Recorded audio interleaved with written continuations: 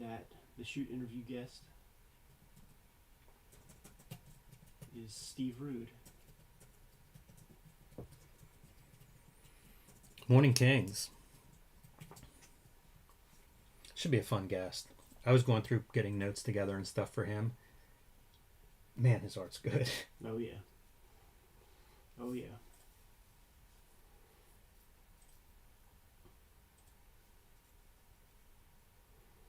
Yeah, I want to hear about Capital Comics. Yes.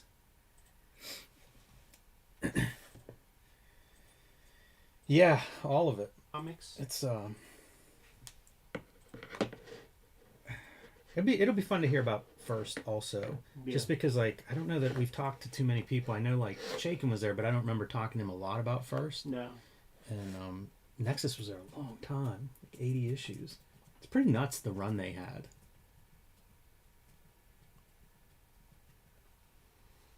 Yeah.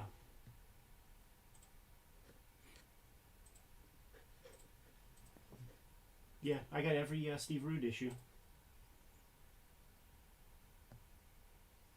It's also interesting whenever you talk to like people of a certain age where like that book was such the book.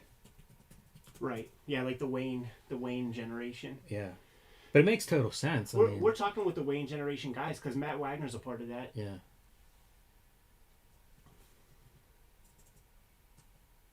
How old's Wagner? I think Steve Rude's 66. It's a little bit older than I expected. I think he said like 65 something. I think Seth was like 65. Yeah, it's pretty wild to think of.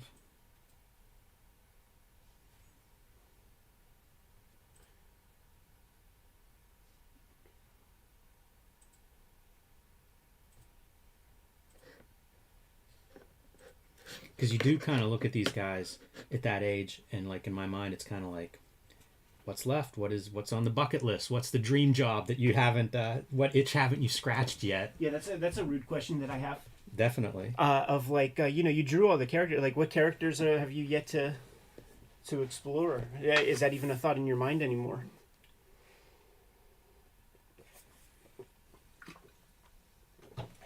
I was wondering if we can reference that Alex Toth letter or not. Oh, you got to.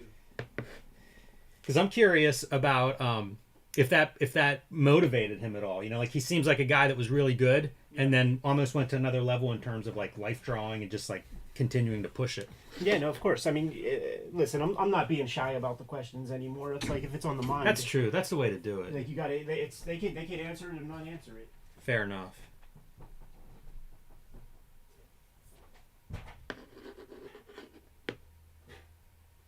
And we can edit out the whole piece so it's like it didn't even happen. Right. The audience don't even know. Rob, Danny, Jabba, and Vlad. Good morning, guys. First dudes in the room today. Welcome, welcome. Have some fun comics that we're going to go over this week. I feel like our comics reading has gotten better lately. I can't pinpoint what that is, but I've been enjoying the full spectrum for the last bunch of weeks. Yeah, well, you know what we've been doing is actually choosing good comics. I guess. Rather than that's the secret. So I think maybe next week you got to like flip the script and we got to do some Age of Apocalypse, Weapon X or something. I like Adam Kubert's Wolverine, by the way. Yeah, I used to buy those. I liked Adam Kubert. I liked Adam Kubert better than I liked Andy Kubert's work. Check this out. On my social media, I'm going to be able to show this off later. Let me just make sure that I can see our thing because this stream is... But, like, there's going to be a Japanese hip-hop family tree kind of omnibus that's coming out while I'm out there. That's going to be the cover. We're making it look like Shonen Jump with, like, colored... I want one of those so bad. Yeah. It's like a book fan, right. And knowing your comics, like, that seems like the perfect... It's like, it just seems fake. You know what I mean? Yeah. That's going to be awesome. I'm super excited for that edition. I think it's going to be super cool. You know what's weird, though? Like, I'll see that edition, and I'm sure it's going to be fantastic. It's kind of like, why isn't there an English version like this? Right. You know what I mean? Right. And who knows? Maybe there will be in the future. They, but it's consistently... wild what the differences in just the print and appearances and stuff. Yeah. Yeah, no, like, this is something that we've had planned... We've had it planned since 2018, and they were mad at me for for dealing with Pun P without them, and they were like, "We will sell what we have, and we will no longer do business with you." They said, and if you work with Pun P, and I'm like, I guess we're not gonna do business, man, because I'm working with Pun P. Like, this dude's bringing me out first class and stuff. It's some weird thing. They wanted their hooks in me. Oh, they wanted The like publisher, to broker that exactly. deal. Got Yeah, it. yeah. They Okay. wanted their hooks in me, and time heals all wounds, I guess, man. Because they're like, oh yeah, we're doing this, and I'm like, oh okay, and I'm just pretending like I didn't hear all that shit. Like I'll sign some and stuff like that, but they were definitely salty bitches. I feel like you have to do an episode where like Japan Book Hunter. Yeah. I was I'm gonna admiring show that. that off. Japan Book Hunter and then somebody else that you're hook up with out there does an episode kayfabe style of going through the Japanese hip hop family tree, but all in Japanese, right? Like it's yeah. two dudes like going through it. That'd be That's funny. fine. That's fine. I'll work that out, man. I'll work that out for sure. Yeah, I'm super psyched to see it. Because you know when we put that out, dude? April 1st.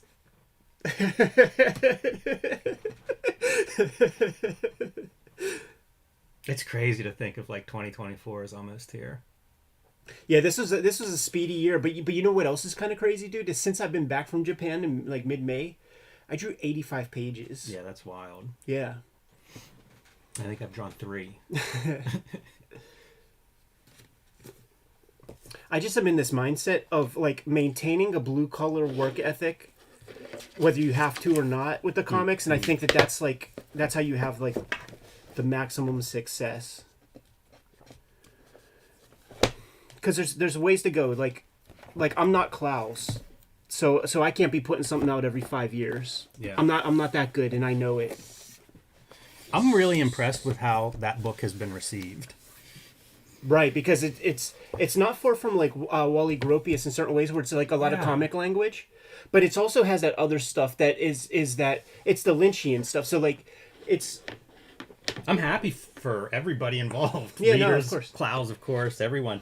But it's one of those things. Like I'm kind of surprised. It's just everything I've seen has been universally glowing. Like it might be it feels like it's his masterpiece. Yeah, but that's also what happens with those guys a lot. Like they're every time he puts a new book out, they there's this, I forget what they call it, but they say it in relation to him, where Burns, where you just receive it. You just know that it's going to be a super high level of craft, and it's hard to bag on it. You can't bag on it, man. It does feel that way. Like maybe you don't connect with it, but I don't know that there's a lot of room there to criticize it. You like look if you foolish. don't connect with it, it's more of I think the subjective part rather than like, oh yeah, he phoned this one in.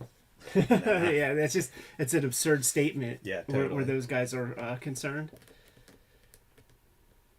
So, guys, the first book that we're going to look at is Julio's Days. So that's kind of directly from the conversation that we had last week when we were looking at issue 5 of Love and Rockets. I became so curious about it. Oh, you know what? I'm going to grab that lint issue to kind of show off.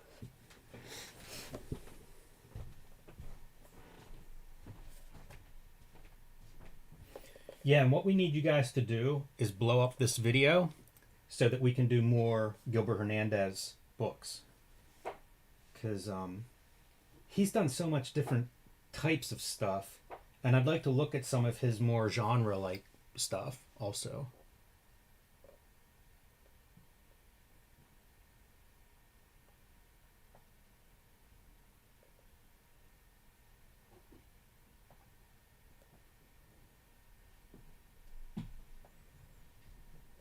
He did a series where I forget which character it is from Palomar. It's basically she's an actress, and each book is like a movie that she was in, and they're very pulpy. I guess they're different genres, but some of them are like crime noir kind of stuff, and there's some really comics there that I really like, but also even those feel a little bit outside of the regular Gilbert output. I'd be curious even just to list all of his books and look at them, because I feel like you think about Gilbert and you think about parts of them, but he's done so much stuff. If you ever saw it all in a list, I think it would be overwhelming. Yeah, Andrew, those Alex Toth books, I guess they've all now been re-released as paperbacks. I think 2 volumes were coming out this week, paperback versions of those Alex Toth Genius books, which is a service. Yeah, I haven't read any psychodrama. That's a book that I always look at, and I missed the first issue, and so I haven't picked it up. And I always wonder, like, it's such a cool looking book. I like the title, but he's done a ton of stuff. Like he did Vertigo books and stuff. Like he's just done so much. I was getting so nervous, man, because I was like, I can't find it, but I was staring at it the whole time. Mm. I didn't realize it was issue 20. I thought it was earlier. And then I have the Building Stories one at a different spot, so I'm like, there's a missing issue. Yeah, it's a Wi-Fi symbol.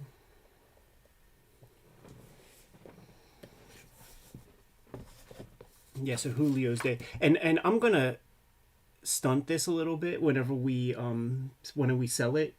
And I'm going to call it something like the greatest Love and Rockets comic or something like that. Because it needs to do well, period. Because it's too good a comic for people to pass up just because they're like, I don't like, like Julio's Day, what is that, right? But I'm going to try to sell this hard in a clickbaity way to just make sure. So if you could lock me in, Jimmy.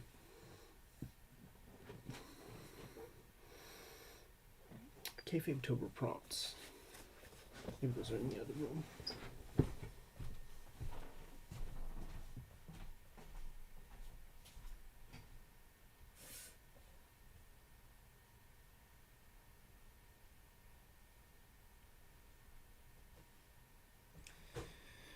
Toth's animation stuff's always been tough. That is it Toth by Design, the book that got in trouble for having all the animation stuff in there.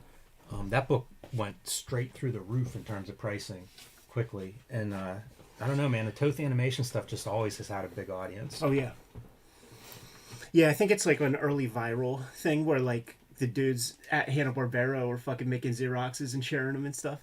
I mean, probably as a function of the being an animator, you have to have a set of those while you're doing in-betweens and stuff. So then get liberal with those Xeroxes. I would always see them in the early days of eBay. I'd be looking Yeah. for Alex Toth, and there were always packs of those Xeroxes you could find. Totally. Are you ready? Yes, sir. You know what? I don't think I put on an airplane mode. I'm sorry.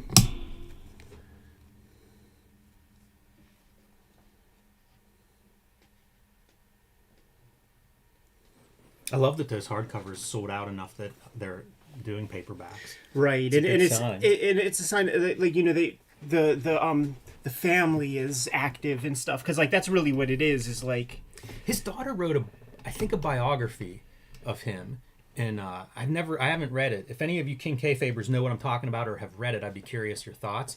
But like one of his daughters wrote a biography, like a big 400-pager after he passed, and it makes me very curious, like what it's like, because I haven't heard much about it, which is probably a bad sign. It's been out for a while. Yeah, it's just like the Chester Gold one where it's like just an after mag, a vanity press kind of thing. But you know what came across my Facebook memories, man, it was 2 years ago at Baltimore Comic Con, Brian K. Vaughan doing an announcement for Saga wearing a "What Would Alex Toth Do" t-shirt.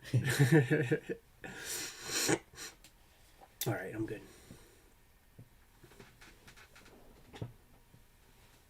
Welcome to your favorite YouTube channel, Cartoonist Kayfabe. My name is Ed Piscor. I'm Jim Rugg.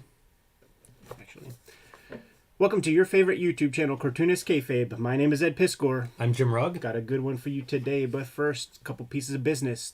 The Kayfabetober prompts continue. Thank you guys so much for participating and sharing these images that you create and sending them our way. The Nintendo prompt just happened not too long ago, and that was as fun as we expected. But listen, don't let your energy powder out. Keep with the prompts, keep tagging us, and we'll share as many of these as possible. We're a daily YouTube channel with more than 1,500 views in our filmography. Make sure you search around the channel, hit the magnifying glass on the front page, search for your favorite comics, and check out those episodes. We also have a Patreon, and the King Kayfabers on our Patreon get all the videos before anybody else. They're hanging out with us in the chat room right now. They have access to an archive of about 25 videos that we've yet to release right now, so they get to jump on the Kayfabe effect. Without further ado, Jimmy, let's take a look at Gilbert Hernandez's masterpiece, Julio's Day. That is a collection of some stuff that he was serializing in Volume 2 of the Love and Rockets series. Jimmy, I have a out of circulation library copy, and I'm going to tell you why. I've given this book out maybe 6 times. I have a new copy, but the first time I read this was a library copy, and it was one of the few library takeouts where it's like, you know what? I want that on my shelf. Yeah. So I went and bought a copy. Yeah, that's so good, man. I've given this book out. This is probably the comic that I've given out most in terms of like I get it on the shelf and I'm so excited by it. And there are people who have that kind of mentality that I just know would be into. They would sort of get it, and I'm just like, you have to just take it. I'll get another one. That's great. I always advocate for giving out comics. The comic I've given out the most, Matrix. So there was this. It's an interesting exercise that is done within the pages of Julio's Day, and it's not too far off from the Chris Ware Lint chapter of Rusty Brown, which is in the Big Rusty Brown book. It's issue number 20 of the Acme Novelty Library, and it's this idea of doing a single story that encompasses the entirety of a character's lifespan. Now, Lint is a more formal exercise where it's more rigid in its construction, where each page is a moment within a year of that character's life. So if the comic is 70 pages, the guy's 70 years old, and you get a little snapshot from a day in the life, taking the Frank King Gasoline Alley thing with the characters who age in real time to an extreme. The difference being that one page is 1 year rather than one page is 1 day, like Gasoline Alley. Pulling that out makes me think this is a future episode. It has to be. This is a masterpiece comic. Each of these individual Acme Novelty self-published books and the Fantagraphics, let's be honest, episode worthy. Yeah, we've not done enough Chris Ware. That is to be sure. Now, Julio's Day, it's not as rigid in its construction, where sometimes a single moment might correspond with like 3 pages of comics, but you are getting the entirety of Julio's life, who I think gets to be 100 years old. And it's these very, very small snapshots of the character's life that builds a very rich tapestry of a town, of an entire family. These are your players involved. It's Gilbert Hernandez's masterful use of comic shorthand that creates a situation where it's never, ever confusing. It's so good to have this key here, because one of the things that Gilbert does, Julio being the main character, you just follow the hair patterns, right? And you see that he's aging. You never see another character that has this kind of hair, and that's throughout the entire comic. This does feel like Comics 101 by Gilbert. Like, you could teach a lecture on this page. Totally. You watch like his mother aging and stuff, and it's like one line, 2 lines, 3 lines. It's just the simplest cartoon language. And it's fantastic. It's one of the things he excels at, although I'm going to argue throughout this book that he actually excels at the visual part, just drawing and visual side. And I think he's known as a writer, and he does a lot of these different genres and different explorations writing wise. Like, he's kind of all over the place in the stuff that he writes. And, you could have your favorite book could be Gilbert Hernandez, and then like you could discount like half of his output because it's different genres, because he is so adventurous as a writer. And I commend him for that. It makes it very exciting as a fan. Totally. So page 1 is day 1. But page 2, you see little Julio has more hair than he did as a baby. So clearly some time has passed, which, there's a creative challenge to that. Like, it's still a baby, but you put more hair on its head, and that indicates a passage of time. He does a lot of these like long shots too that I really like. Stuff like this where it's pulled back almost. I would compare it to like Mobius, who I think of as doing very long shots. It becomes very important once we start seeing deaths take place. Absolutely. This is a family, and families are complicated. So you have pervert uncles, you have cousins and siblings who think you're a piece of shit, but onward and upward, man. We keep seeing Julio. This is not Julio, but we keep seeing Julio get bigger and bigger as time goes by, and the family dynamics are kind of constructed pretty quickly. And once again, more simple cartoon language. Like this girl, she's not too happy with little Julio. He's finding his place. Or with Uncle Juan. Yes, and Uncle Juan. Is he a pervert? Like, is he a sadistic creep? Like, thankfully, it's not it's explicit in what Uncle Juan does, but he is definitely a bad actor, for sure. So Julio, not only do we figure out what his dynamic is within the family, we figure out what his dynamic is within the town. So there are other kids in the town that he's kind of interacting with. He's more soft, gets bullied a touch, and this girl, she ain't necessarily looking out for him. She doesn't mean him completely well. We'll say that. In this town, you got a guy that has a touch of some kind of affliction. He has kind of seizure fits, and his narrative plays a part. And I think that when you're developing a town, like there's a guy like this, man. There was a guy that we used to call the captain, who used to come out even when my mom was small, and he would wave a stick, like in his front yard, and then 30 years later, like I'm a kid and I see him like waving the stick, and then it gets to the point where there's going to be a day where the captain is not waving the stick out in his front yard, and that means that he's not ambulatory or something. It's so weird. It's almost like a community celebrity. Totally. Yeah, we had a guy that we called Tongue Man, and whenever I was in high school, I can't remember what the subject was, but one of my classmates did a paper on him because he was like this local, I don't want to, celebrity's probably the wrong word, but we all knew him. Yeah, like a landmark figure, man. We have in Pittsburgh, we have the Can Man, who rides around and has like a little trailer and collects all the the pop cans. So we continue, man. Julio's in school, a little bit bigger. Throughout, you're getting little bits of his personality. So what Gilbert is doing, he's got a massive responsibility with this comic. This is a tall order, because you're developing a town. Everybody has their own agency. It has to fit in with Julio's story. He has to have his own personality. You have to choose the right moments, because it's not clear. This is comics language 101, but it's not comics language preschool, which has captions that say meanwhile, 2 years later, all of that kind of Marvel Comics, DC Comics stuff.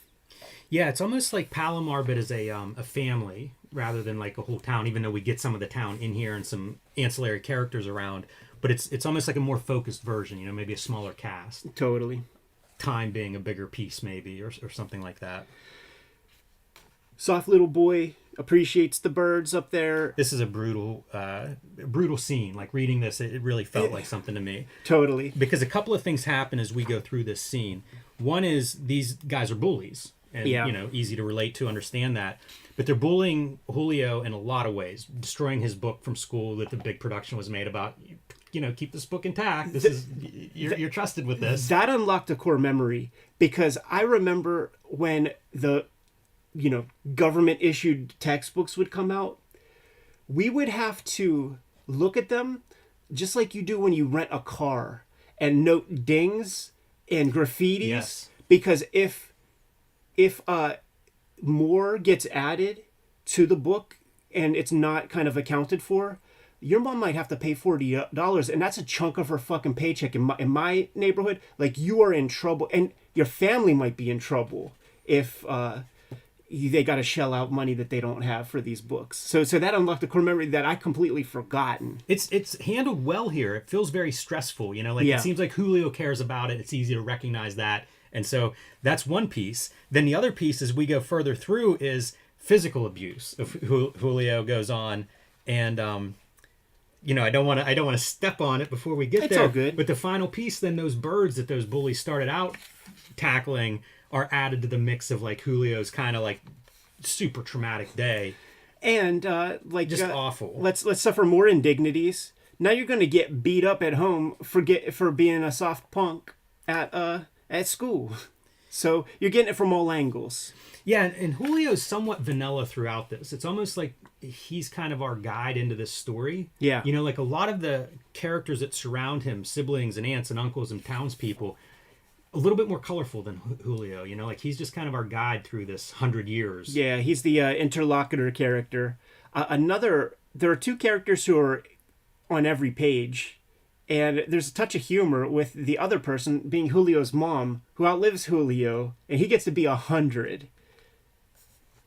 This is a period where, like, Gilbert was doing a lot of this. The other stuff is like setting. Yeah. Is a character, you know, and you're really seeing it here with weather, and we'll see it more as the book unfolds. Jimmy, I wonder if these are the skies. These are the skies, Ed. We had a conversation this week, guys. We were talking about drawing skies, and I was like, oh, man, I just read something. You had read Crumb and was, like, taking stuff from the skies, and I was like, I just read something that had really great skies. This was the book. Totally. And what he's using is 100%, it's rapidograph. It's that dead line that has no bleed to it from a rapidograph tech pen. Right, and this comes down to the artwork that I find Gilbert's art really amazing, because it is simple in some ways, and I think that he works kind of fast. Yeah. You know, like using a rapidograph, for instance, instead of a dip pen, be a little bit faster. And I think that he suffers for that, and also because he's paired with Jaime, and Jaime's, you know, one of the all-time great artists. Don't sleep on Gilbert. He is a master of black and white, of all of these textures, and of mood, you know, things that are almost like the subtlest of drawings, you know, like something like this. Damn. Right. When he busts out the thick brush, you know, there's magical realism to Gilbert Hernandez, in this story included. And there are these like worms that create a weird disease. And these and the worms are like these mudworm things that are in these structures. Like, this is not this looks like piles of poop, you know, like some big mud balls. Makes sense though when you think of like mud slides, piles of poop not too far off Right. from you know, if you're going to describe it to somebody. But it's another one of those tough scenes where like that farmer's there and he's got 3 cows under there that are mooing. Right. You know, like they're not dead yet, and what are you going to do? Literally tons and tons of dirt have now covered them. And reading this, like I keep thinking, you know, like that's 2 very traumatic moments now that we've seen, and maybe 3 if you count Uncle Juan disappearing with Julio somewhere in the woods early on. It feels like this is life, right? Like life is hard. Like we're all going to die in the end, and you know, you're going to lose people along the way. I wonder how this is received if I read this when I'm 23. You know, Right. it'd be a totally different experience than reading it now, where it's like, all right, I'm halfway through maybe if I die naturally. Right. And that perspective just makes a lot of sense. And, Totally. and you know, probably this is Gilbert creating this. I think this is 10 years ago or so. You know, it's a guy who's lived quite a bit, and reflecting on that. And you capture that of like, as life progresses, you know, you're going to lose it all in the end. Right. Yeah, you know what's crazy is I think it's much more than 10 years. Like, this collection is 10 years old, but I think those issues Yeah. were from the aughts. Kurtzman vibes with this brush that he's slinging and with the just beautiful compositions. You know who else? Jesse Marsh. Using that big fat brush on like nature. Right. The pops, man, Julio's dad finds some worms in his Speaking of more trauma. in his burrito, and immediately is affected by these little shits. Man, he is a sick man. This is the grossest panel ever. This is is. is a call to blubber, I think, man. Like it's the body horror of that comic. Just this spread, like him all swelled up with those fat fingers. Great cartooning to express like this dude is sick. Yeah. Happens onto some guy's land who, you know, is one of those kind of old codgers. You know, the town exile, basically. So, like, you know, you could imagine that towns like these would have that guy that has the thatched hut with a kooky wife. And they look like ripped straight out of Rory Hayes comics. As a cartoonist, Ed, how hard is it to take your character and like bloat him? Right. Oh, man. It looks effortless here, too.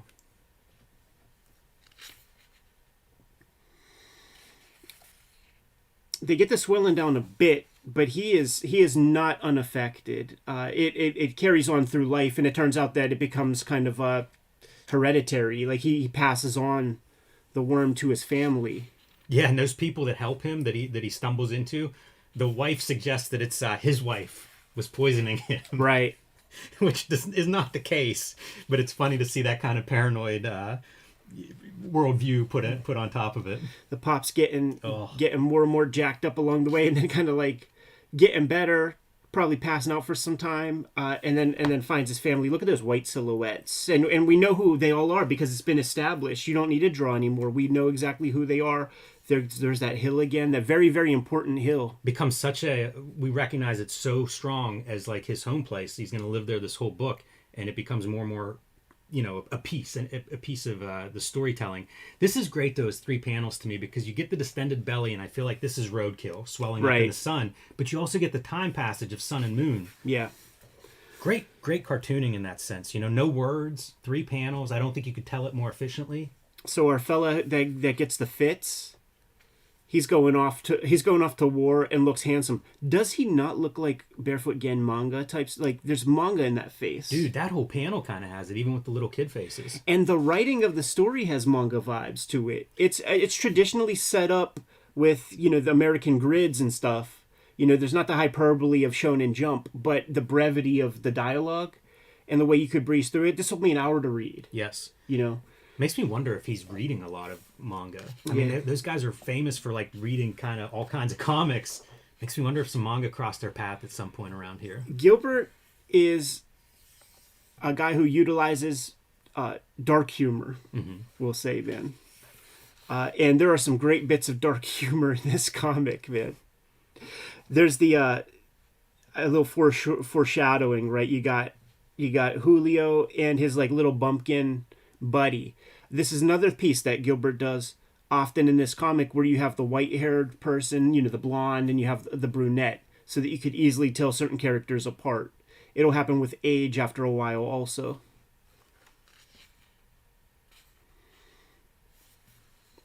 The way he plants the idea of Juan's bad acting, it's so ominous. Right. Julio's sister is constant, like she's on to him. More than any of the other kids. You get the sense that she's been victimized by the guy. She knows exactly what's going on. So here's our guy coming back from war. Yeah, and even that is set up in kind of a, I hate to say humorous way, but maybe a black comedy where the guy's like, they sent him home after he had a fit in combat, and it's like, on one hand, maybe that just means, he had a seizure and they decided he was unfit, and it's like, no, that's not what happened when he had that fit. It's terrible. It reminds me of the Metallica 1 video. Yeah, exactly. Johnny's got his gun. Look at this page of textures.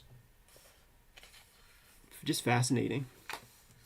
That's another manga. It feels manga-esque. Totally. Just having, let's capture the atmosphere, the passing of seasons and time. And I would wonder if this is in the Love and Rockets issue. Maybe.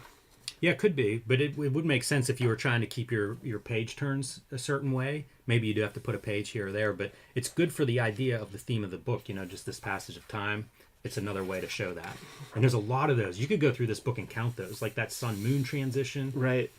So the town bullies, there's some sadistic little creeps, man.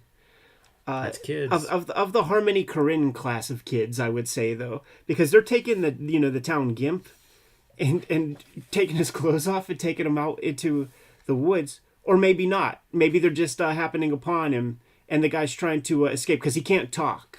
Right. And we find out there's a big revelation where that character is concerned. It's such a disturbing character design and idea all around. Yeah. Yeah, and I think, as a kid, I stopped going to church age 5, 6. And you go to church and you're seeing the people of the town. And there are a couple people that might have their mouth agape 100% of the time at church. And as a little kid, you're just staring. You just see it, and your parents nudge you and say, quit looking, quit staring.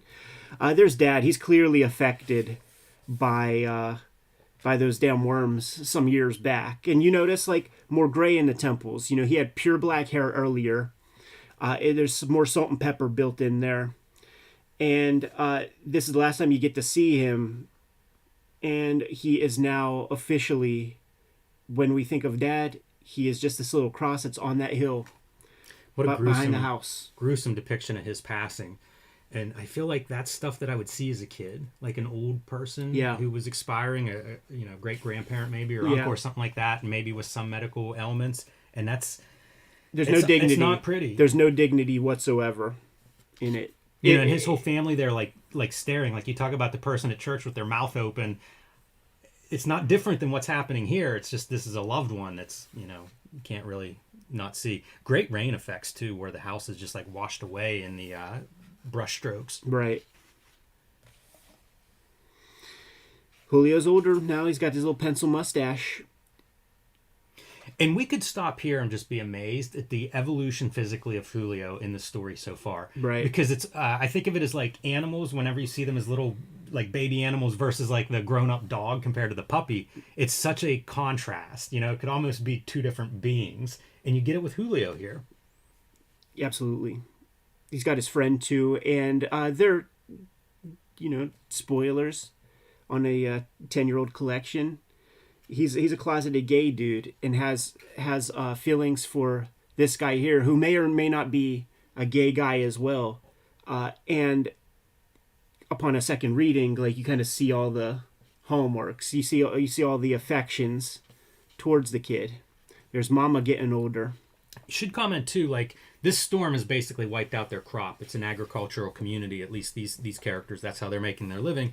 And this place, it's not like it's great land. It's a struggle. And so like there is this push of characters are leaving and Julio doesn't. And if he would, in some ways you get to see the contrast with the characters who do leave and maybe come back and we get an appearance or hear about. And Julio doesn't do that. It's, again, like it just feels very real. Totally. Here goes Uncle Juan again, man, getting a hold of a naked baby, a naked little nephew. And you just know that no good is going to come from it. Yeah, and that's Julio's sister grown up now with the babies and does not suffer Uncle Juan. And he still gets his fucking hooks into the kid, man. That's the disturbing part, and I feel like if you know people like him, like if you've had that around family or maybe friends of family or something, they do. Like they're It was if they could put that persistence to something positive, it'd be amazing. They could do anything, but it's like, as you call a bad actor, it's disturbing. And it was just treated so differently, even in our lifetimes. I remember as a kid, there was this like youth league that, hey man, it was cool to play softball in the off hours of school with the homies in the neighborhood and stuff. And it was run by this guy who, like, my parents even knew, like, yeah, he fucks with kids, man. He touches kids. Everybody knew. And it's just like, well, don't be alone with him, is what they would say. Like, there's nothing to do to the guy. Just don't be alone with him. And we were tough on the kids that like would get messed with by him, because like that dude would come by, take him out of class and shit. Like he's long dead now, but he'd take him out of class and stuff, and we would just be like, man, you're a punk. It was crazy. It's nuts that's how it used to be. It was like everybody wanted it not to be true, to the point of like, we'll just ignore all kinds of stuff. Right. But the girl, man, she once again suffers no fool. She is hyper vigilant, but you can't be around your kids 100% of the time. You gotta live. You gotta do things. She put him in the hands of a trusted family member, and that guy allowed Uncle Juan. I think it's her husband to have some access. I see. And so this is this right here, another marvelous piece of Gilbert cartooning, because you don't see anything. You don't see what it is. But something ominous is happening on the other side of this mud pile, and it's bad enough that they are fucking. They're gonna kick this dude's ass. Big mudslide, and of course, the one set of hands that comes out of that is Uncle Juan. Of course, everybody else is toast. You know what? That was another one of those scenes that a lot of manga in there, but also masterful cartooning. Like when they're in the woods and it's silhouettes, and it is astonishing just looking at the cartooning chops. It's a Garo manga. Like when you look at the key of... Okay, you know what? This is real good, because I have it real close. When you look at the key of young Julio, like it is not far from the work of Yoshihiro Tsuji. Fantastic. Right? Like look at that. I mean, it's almost one for one. I see it again and again. Backgrounds... pacing, there's so much in here that feels that way. It makes me wonder if he had discovered manga and that was one of the influences on this story. It feels like it's almost built that way. Now this artist is in that second volume of Raw, Like that's where we first discover him. He's in the Juiced Swart cover. I think that's issue number 2, volume 2. Back to our story. So now there's 3 crosses up on the hill.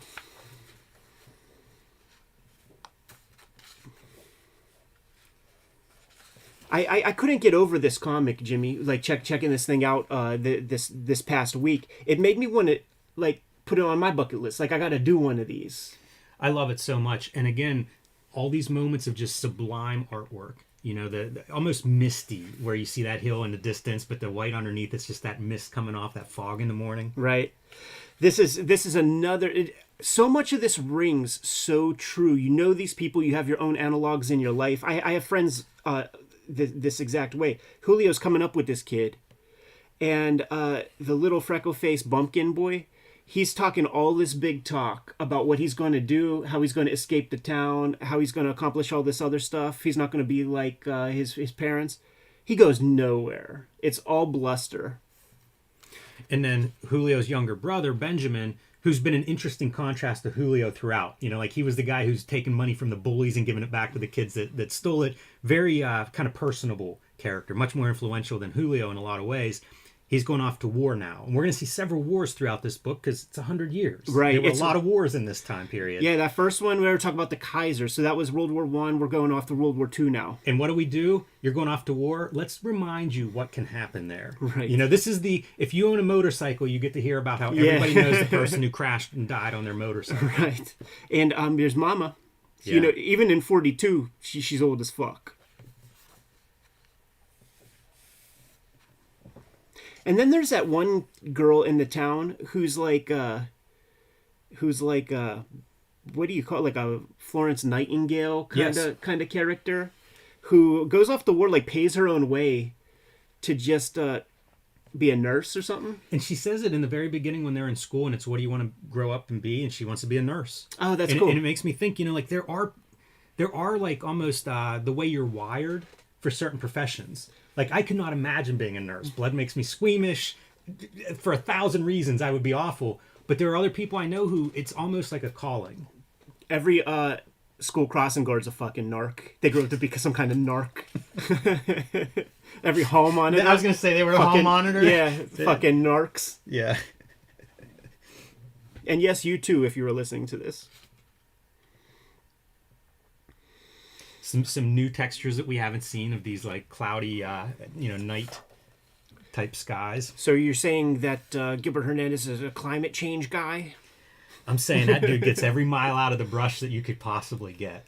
You show me the texture that's not in this book that Gilbert's pulling out here. There's our nurse girl, and she's trying to work with the poor guy. He's always trying to... What he's doing, he's trying to escape. He can't communicate. He really is Johnny's got his gun. And it's part of that theme of like trying to get out, you know, trying to get beyond this town that you're born into. That it makes a lot of sense for me. I grew up in a town like that where it was like if you wanted opportunity, you were going to get out of school and move away. Mm-hmm. You know, we're seeing his hair get whiter and whiter. And now there's a new generation cropping up. That's what we saw with Old Man Juan, with the little kids. There's young boys growing up. You know what? Go back one page because this is a wild piece. So this is Julio's sister, right? I believe. Yeah. And she's talking to the guy who had been wounded so badly in World War I and says, "It's not your fault, mister. People got you mixed up and now you're here. Your real family will find you one day and take you home." And it's like, what is that? And of course, we're gonna see that come around. You know what? It's this page. It's the very next page. I didn't realize it was the very next page. Right. Okay. Yeah. I'm so glad you made us sort of pump the brakes on that, man, and go back because I was thinking it was much later on. Me too. Yeah, but so this is the guy that and another great cartooning piece, right? You could see how one could be confused, but there's certain facial things like his face is a little fuller. Yes. There's differences. The eyes maybe, but a great little. It's fantastic, and they say it so well in the dialogue. Like he's been here 20 years, yes. And Julio's sister's been saying it this whole time, or at least for a while, and it's still like 20 years. It really captures again the idea of like this is many lives passing, right? In the scope of reading this book, and I mean comics. Not very many have that sort of grand epic. It's pretty harrowing. Epic is the word for this kind of story. And the interesting thing is, it's a series of it's character studies. You know, if we were to explain it in a Reader's Digest kind of version, I don't know that you could do it justice. No, it might even run the risk of sounding boring. And we have to do this big deep dive to just illustrate how just incredible a comic it is. And we gotta wean you guys off that superhero teat a little bit.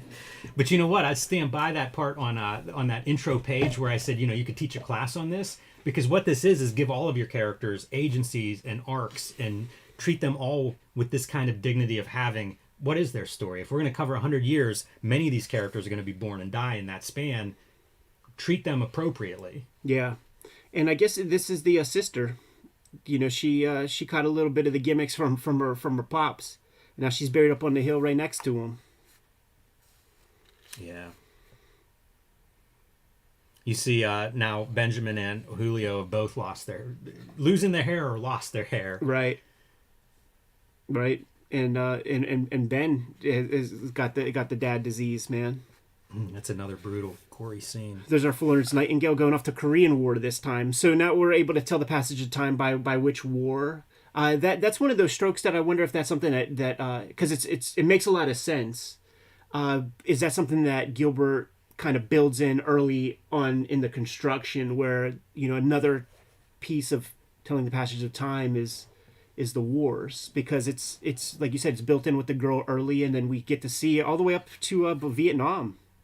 Man, it's a great time marker. And the mother, again, with her back to the family portrait, now has buried 2 of her children. Yeah. And her husband. It's, again, life is hard. Julio Tomas was the little boy that Uncle Juan got his hands on. I think that's a T-bird in the background. Just a little.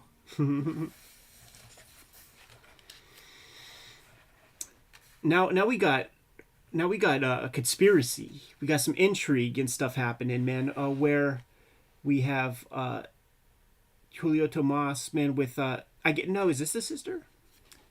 I think it must be his sister's daughter. Yeah. Okay.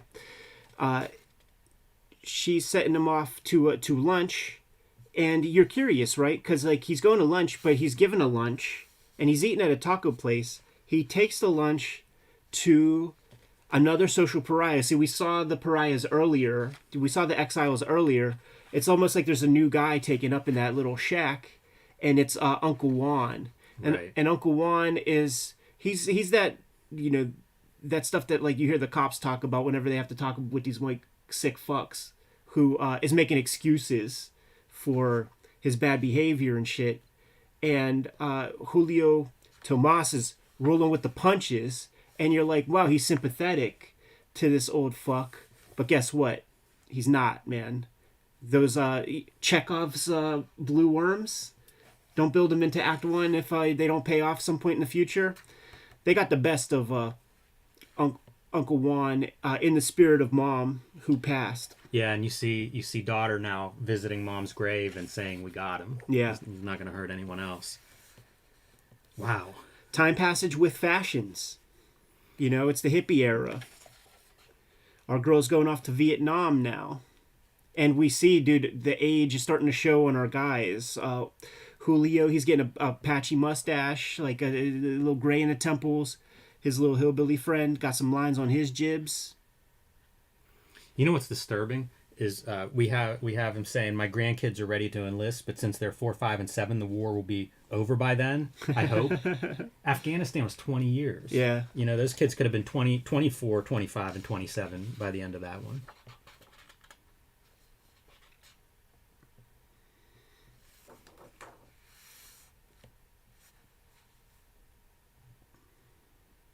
Continuing the friendship between Julio and his freckle-faced homeboy, but they never consummate the relationship. They kind of keep it at a distance. They stay very, very close friends, but you know, Julio is a closeted gay fella.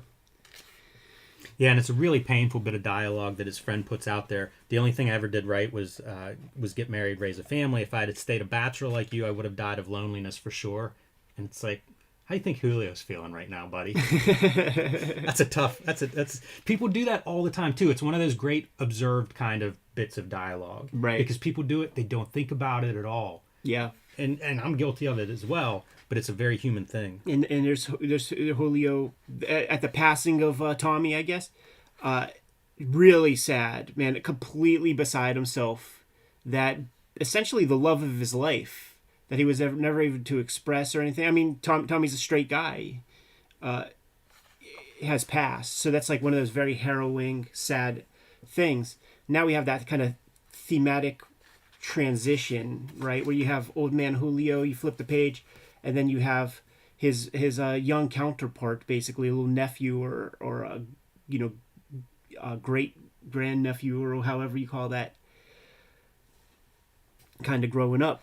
And this young kid is not going to make the mistakes that Julio made. So as he grows up, and he grows up quick, we don't got so many pages left, but he grows up quick, and he's charming, because he's dapper. He got the cool threads. He's got the good hair. He's well groomed, and all the chicks like him. But they're just saying something. He ain't feeling it. He ain't feeling it, and he is going to split at his earliest convenience. Clearly spelled out that he's a gay fella there. Ain't gonna linger on that thanks to the YouTube algorithms and whatnot. But he splits off. He heads off to the big city. Goes to King Cock to bartend a little bit. And has loves, has losses. Is that kind of seeker type character. Has the balls to split, has the balls to, traverse K1. I think we saw this character early on, like Julio's dad dealt with this character when he was a little kid. Yeah, that's right. That was whenever he was rescued from the worm disease. That was the little kid that was walking him back and just kept on walking. Right. Kind of a Forrest Gumpian totally lifestyle. Yeah, so we're back to Julio. Living with his mama, and they're almost indistinguishable. They could be a couple.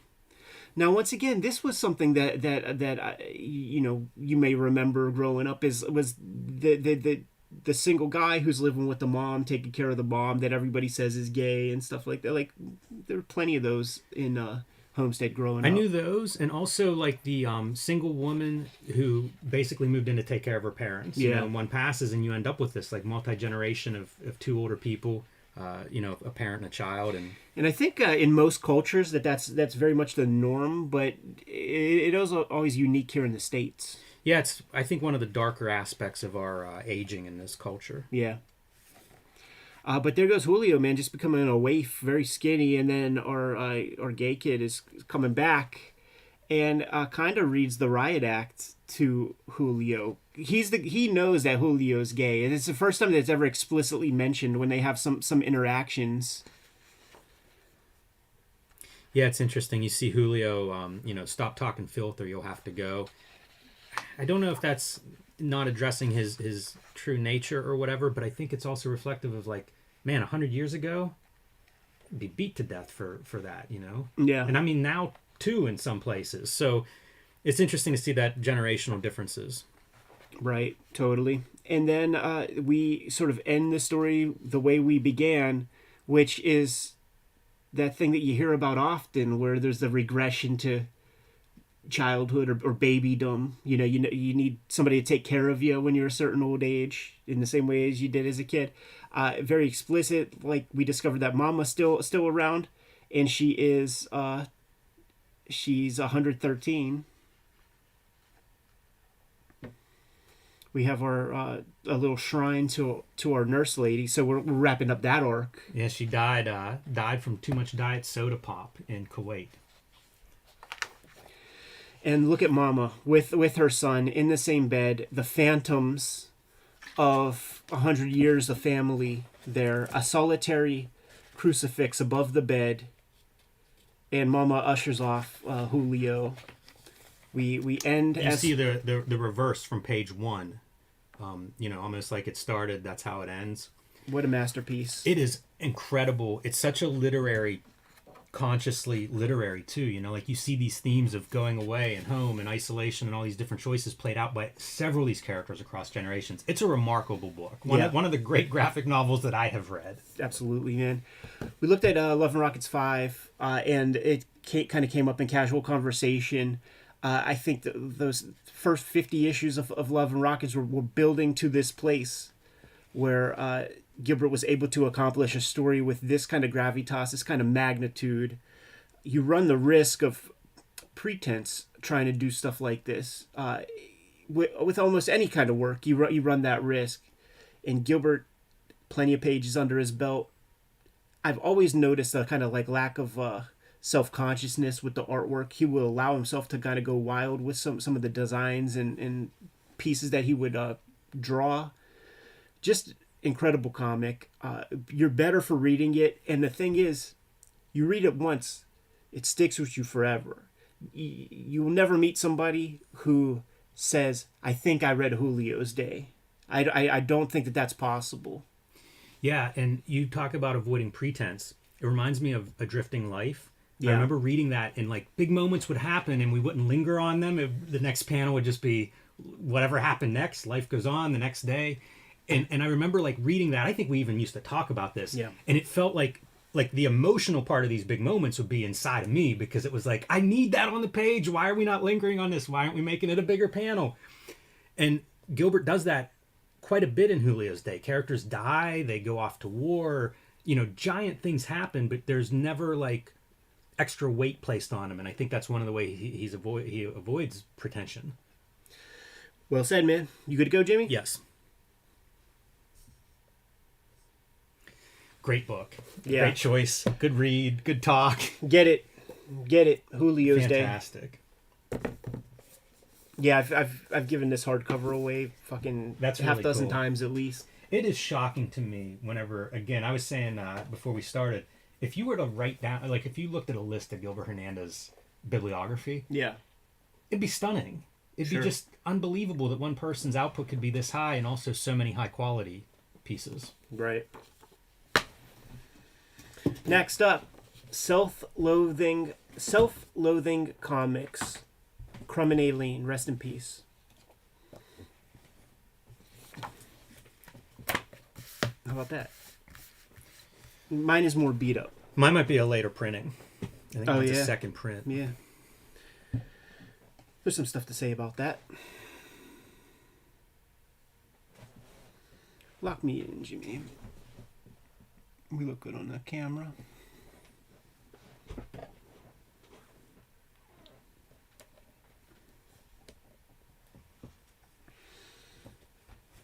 All right, are you ready? Yeah, let's try to kind of breeze through some of these. Yeah.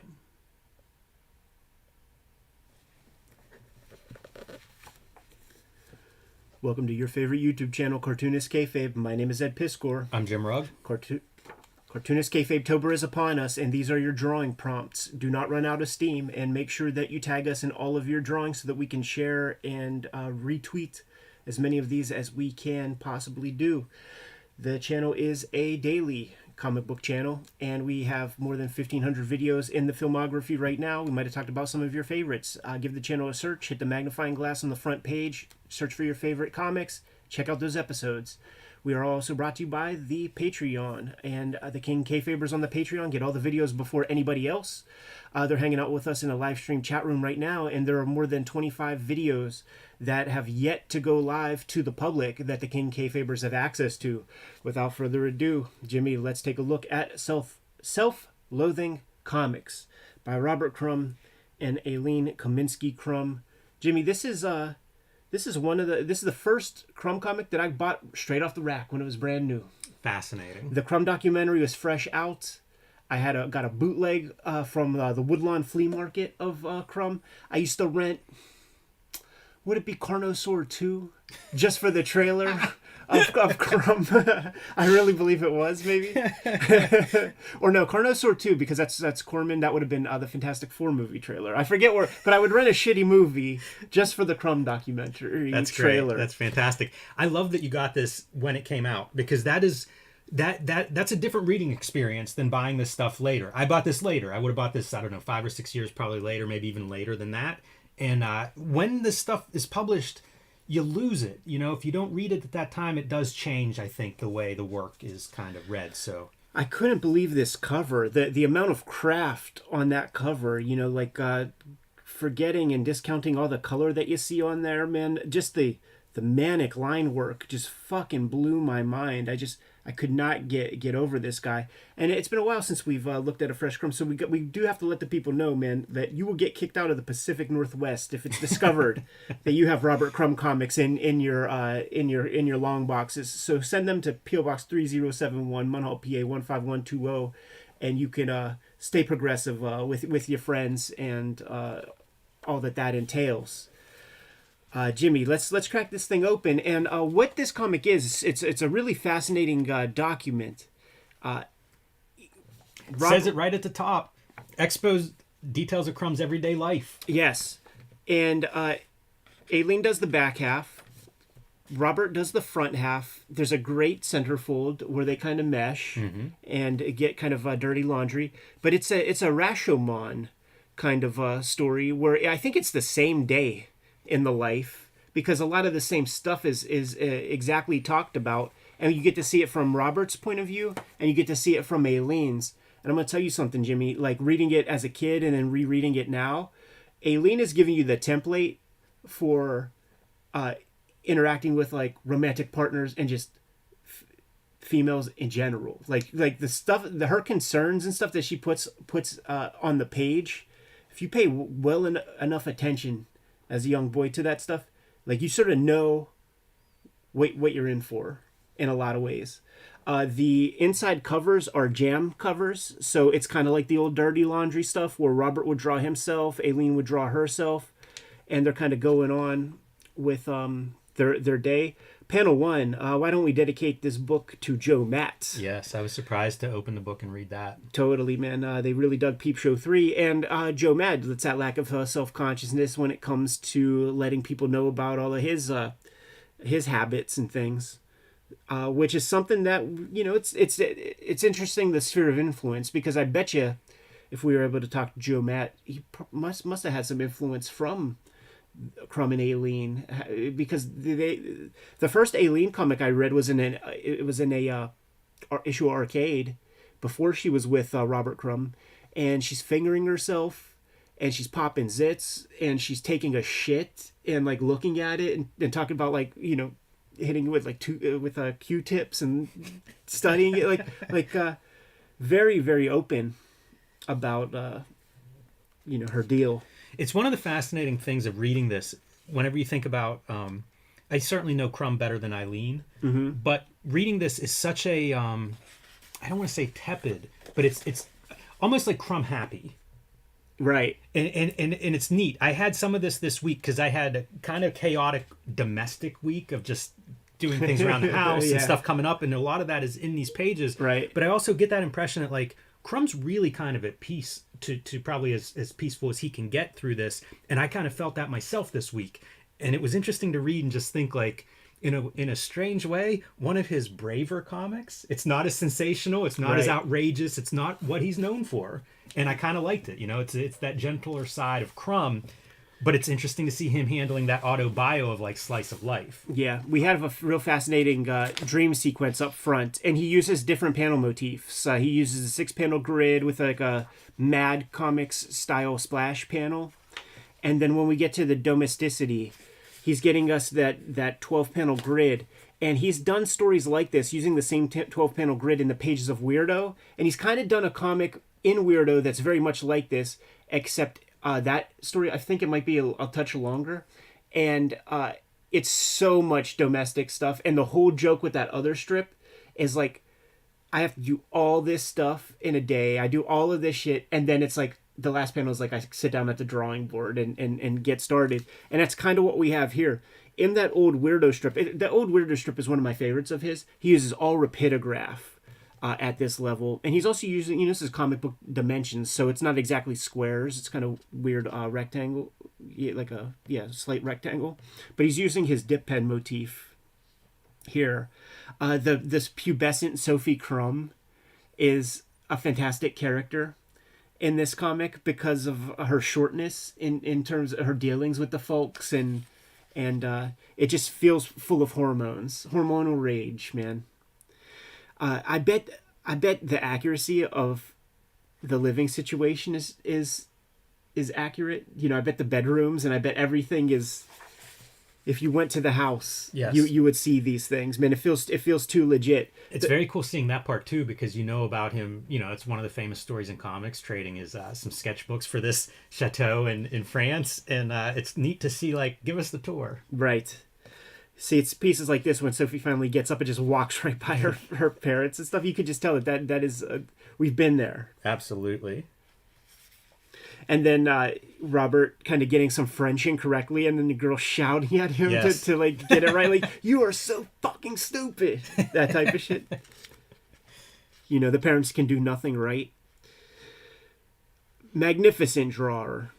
Absolutely, and it's fun to see him drawing these kinds of like little subtle cartooning stuff. Sophia twisting one way, then the other way. Yeah. Just keeping, it's cartooning 101 in a lot of ways. It's just Crumb's so good at it. And he's able to keep that soft face, but still have lighting value and things on that face by just having like hatch marks down the middle. Like, that is ballsy. That's what we should all take notes on, because the way you usually age some character is put more lines on their face, especially like a girl character. Doesn't age her at all. Not at all. And then there's just the subtle stuff in the conversation. It's character stuff that, like, if you read this as a comic and not autobio, you're learning a lot about these characters. Like when the wife is talking about prune juice and I have to go make now, and then comes back and talks about the size of her turds, and how Robert's like, 21 constipation free days. Like that is a deep couple. Like, they are very, very comfortable with one another. So Sophie off to school. I'm going now. Bye. Don't get me. It's great to see Crumb put a lot of drawing into a 12-panel page like this, because this would be very easy to do talking heads. Right. But you actually get to see, like, in the house, different rooms, but then also let's go out for our run and see some little bits of the French countryside and the French village that they live in. Backgrounds on every page. He is getting full value. He's got a range of grays he's able to get in there. And with the amount of lines on the page, he amazingly keeps it insanely clear.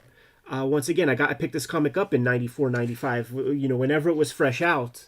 So I'm 12, 13 years old when I scooped this thing up. And that's something that the guys at Phantom of the Attic would always be like, just let everybody know that your parents knew the deal. Because Right. I would be in articles and stuff and talk about how I would scoop up Chrome comics very young. That's hilarious. And they're like, listen, we had to talk with your folks. And they were fine with it. But he's able to maintain clarity. So as a kid, when I was scooping these comics up, it's the first comic where I really, really, really made note of not having the background lines touch the characters, and I saw the point of that with this comic, because if these background marks would have started to encroach upon the line art of our main focal points, you're in trouble now. It's a great call. He also will do stuff where the characters will, or the drawings will get darker. I'm looking at like Eileen's dress on the edges or Crumb's pants on the edges. So then you have the contrast. If you have a white outline around them, more or less, it really does make a difference in terms of how much those characters pop versus that background. Essential in a complicated piece of line art like this. Ed, speculation here, but how much do you think he is penciling? I think it's probably like the most basic kind of wireframes and the gestures, and that's all. What about the lettering is... Do you think he's Ames guiding lettering? I don't think he ever did. And it's so straight. And there are those guys that could just do... I think you could do that. Like, I've seen you letter stuff and it looks really straight. I do letter without any lines sometimes, once in a while. And it looks fine. It looks fine. So, you guys are in the same school. I wish. Not a Crumb comic if he isn't having some sexual fantasies about the ladies at the post office, but he's also like having that recall of past partners. And that's another one of those illuminating things about, like, clearly these are like those like hippie California couple, because you couldn't do that. You couldn't be in this school No, I could not be part of that school for sure. But I think it makes a difference too when you get together.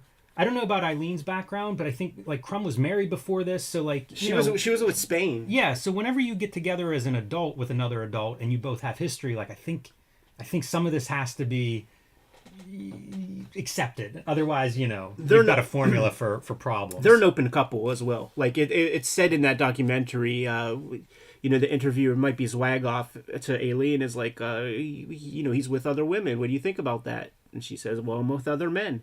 The strip that's in the Billie Ireland that is like a dual piece that she does with Robert. She goes off and like fucks a dude, and Robert knows it and stuff, and he goes off and fucks some chick. So they just have a different kind of. How effective is this whenever he breaks up the 12-panel grid? Totally, and of course it's a fight, superhero fight scenes or sex scenes, like it's the no pun intended climactic yes. sequence in this train of thought. This little bowler hat, gondola hat, Crumb thing. I think. No, never mind. I was going to say I think this is in Understanding Comics, but it's a different image, I think. The other thing, what I was going to say about this is he's always doing something, or the characters are always doing something. And weirdly, like I learned that from the Marvel submission guide. Mm-hmm. Have these characters doing something, and it's again a lot of comics that I look at, especially new comics. It's talking heads, and it makes me so angry. And this could be considered talking heads, except every single panel, the characters are doing something. Totally. One of the things that, there's all this. You see him doing all this domestic stuff in the house. One of the things that he mentions is something that Jeff Darrow has mentioned a bunch. He lives in France also. You need a plumber or you need some sort of work done at the house. You need the cable installed. Good luck having these guys show up at any point in time. I think it might be. Man, I read a lot of comics this past week. It might be in this one. Maybe you could corroborate, but there was some mention of like. I can't detect any sort of work ethic in this town. Was that in this comic? I might have read something else. Man, it sounds like it's this comic, but I can't remember clearly either. Yeah, it might be Aileen, the Aileen comic. Okay, so that's pretty much the Crumb part. One last note from a personal enjoyment. Watching him do chores, I really enjoy for some reason, because it's such a down-to-earth kind of like Crumb drilling a hole in the wall. Right. Like unexpected, I suppose. Right.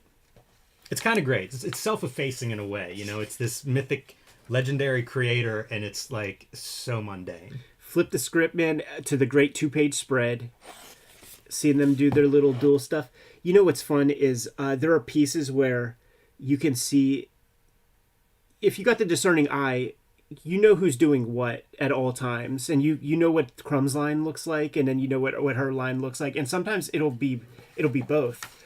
Like it'll be Crumb doing everything. Like this panel, that's 100% Robert Crumb drawing that. And I'd like to know the conversation, because I imagine that he draws that pose, and she goes, why do I even bother drawing a hand? Like, you just draw that whole piece. And then there will be lettering like... He lettered this, I would bet. It does look like his lettering. Yeah, and he lettered that, but then she letters this. Mm-hmm. And... That makes sense. I could see this as a standalone illustration. Right. And she's, classically self-effacing... the golden goose, the goose with the golden eggs, leaving America, going off to France. So this is all kind of happening right around that time. Which makes sense why that would be the subject of a full comic from both of them, is this is new and it's all novelty still. The daily routines, the mundane is novelty because you're now doing this in a foreign country. Right. Boy, the collaborative stuff is pretty interesting. They've done quite a bit, and it's just real neat to see two cartoonists interacting on a page. Absolutely, man. Long tradition for Robert Crumb in doing these kinds of things, going all the way back to his brother Charles with what he called the two-man comics. So, he has some experience with that, and I wonder if he was the instigator by having that experience. I think it's a great bonding thing. Certainly, if you have another cartoonist, lover.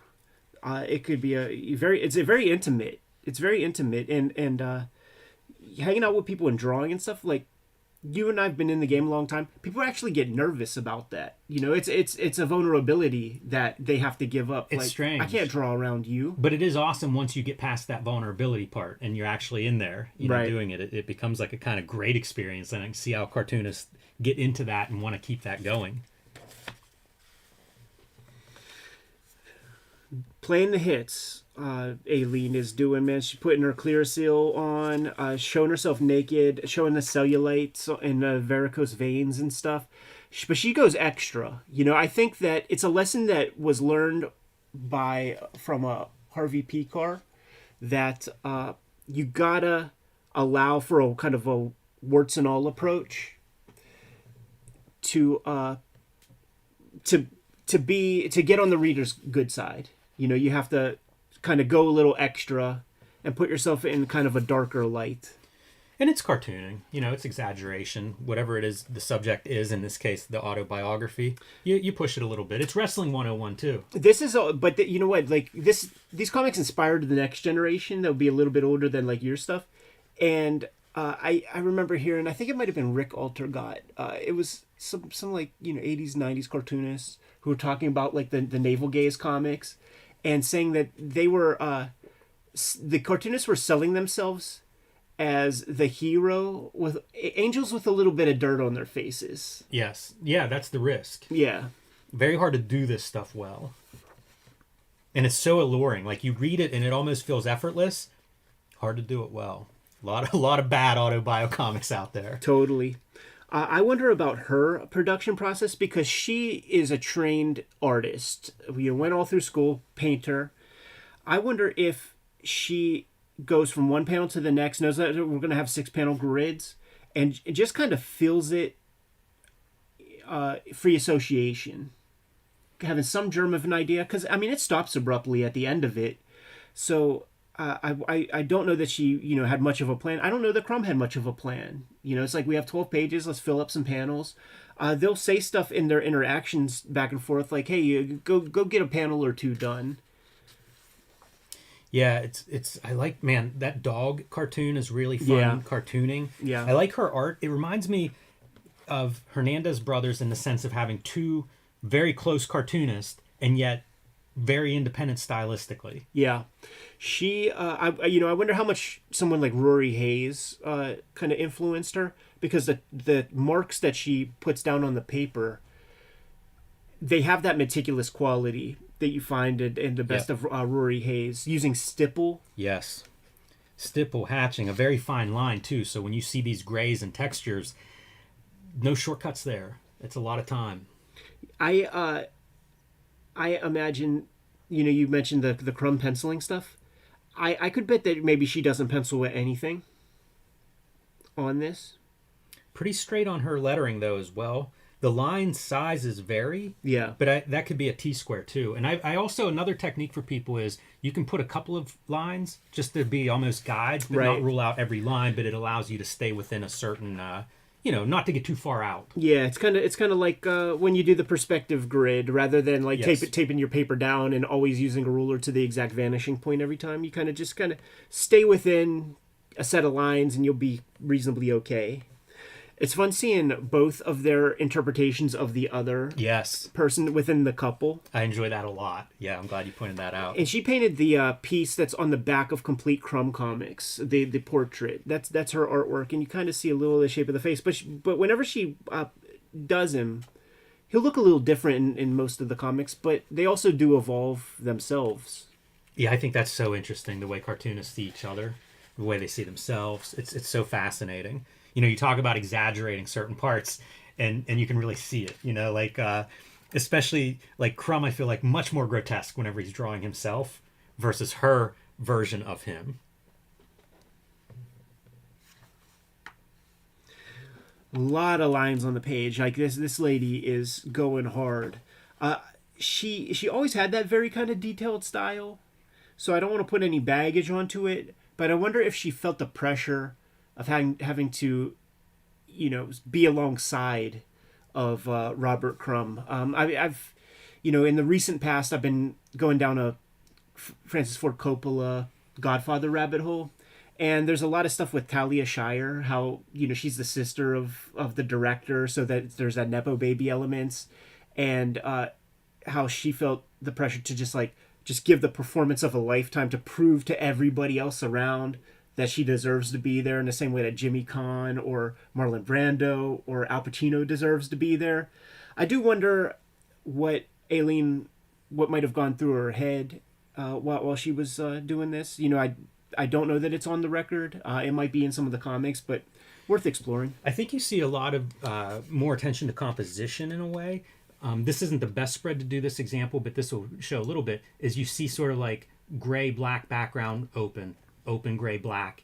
And if you go through this whole story, you get quite a bit of that. Right. The other takeaway from me looking at this is, must have been an influence on Julie Doucet, Yeah. who was an artist, like when I started looking at alternative comics, just loved her work, and I saw a lot of parallels going through this. So I'm assuming this would have been an influence on Julie's work. Totally, man. There it is, man. There were 2 issues of self-loathing comics. The way the crumbs work, Dennis Kitchen touched on it a little bit in our shoot interview with him, where Crumb likes to kind of diversify his portfolio in terms of who gets what comics. He's not going to stick with Dennis Kitchen for everything. He's not going to stick with Gary Arlington for everything. So he had a good deal with Fantagraphics, did the complete Crumb comics. They did the sketchbooks. They did ID, I guess, for Eros. And you get 2 issues of self-loathing comics. It's also interesting that they always... It's not like he has one title, right? Like, he'll just make these other kinds of comics. Like the stuff that comes after this. So this is the first thing that I grabbed off the rack. And then, of course, anything he puts out, I'm grabbing. And there's not that much that comes out after that. There's a couple issues of Zap. Mystic Comics, I think, is the next kind of multi-series one. And that's the last Gasper, I believe. Or maybe Print Mint or something like that. Yeah, I'm always curious about that too, because I've heard some people explain it as it's smart business because publishers will go out of business. But I have no idea. I think with Crumb, as Dennis Kitchen alluded to, it's almost like you're giving back. Right. So giving a little something to all out. those guys. Yeah. Yeah, it's very cool. And none of them are going to bite the golden goose, man. They're going to treat him very well. Yeah, right. Fascinating comics, super fun. I hope this video does well because I would like to go through issue number 2.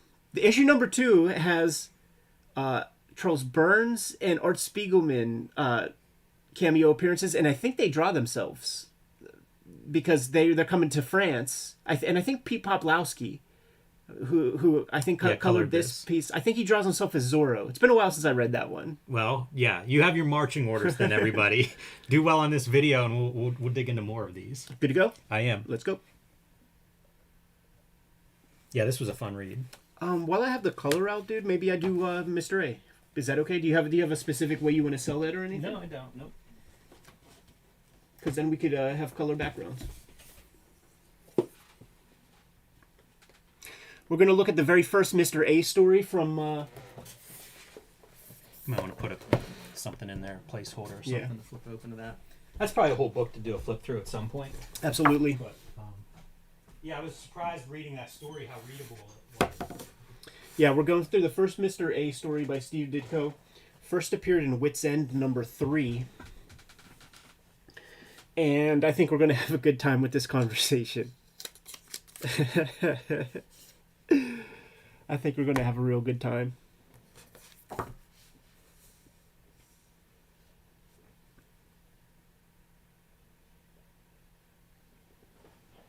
No, I gotta have Jimmy do that. What happens is my shadow gets caught in the camera and throws off the white balance.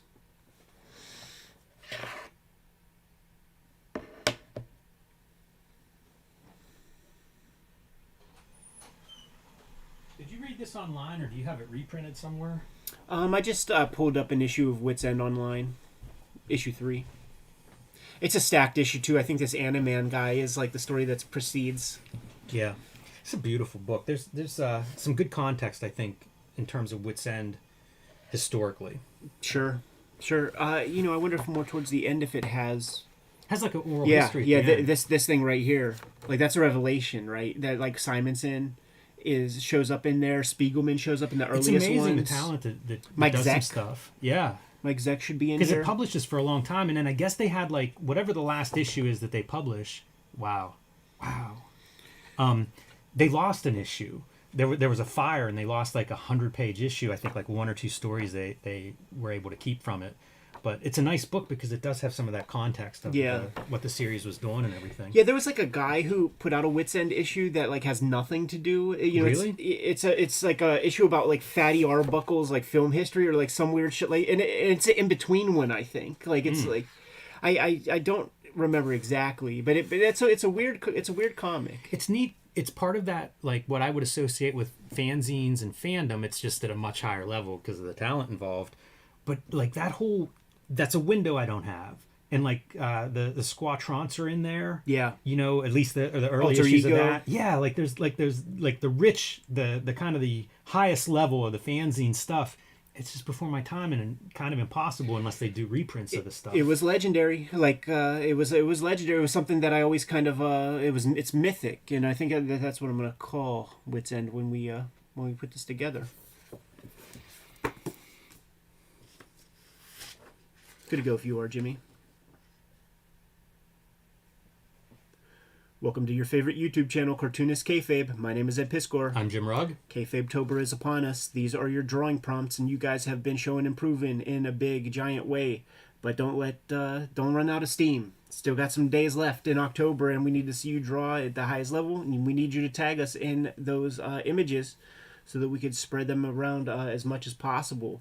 We're a daily YouTube channel with more than 1,500 videos in our filmography at this point.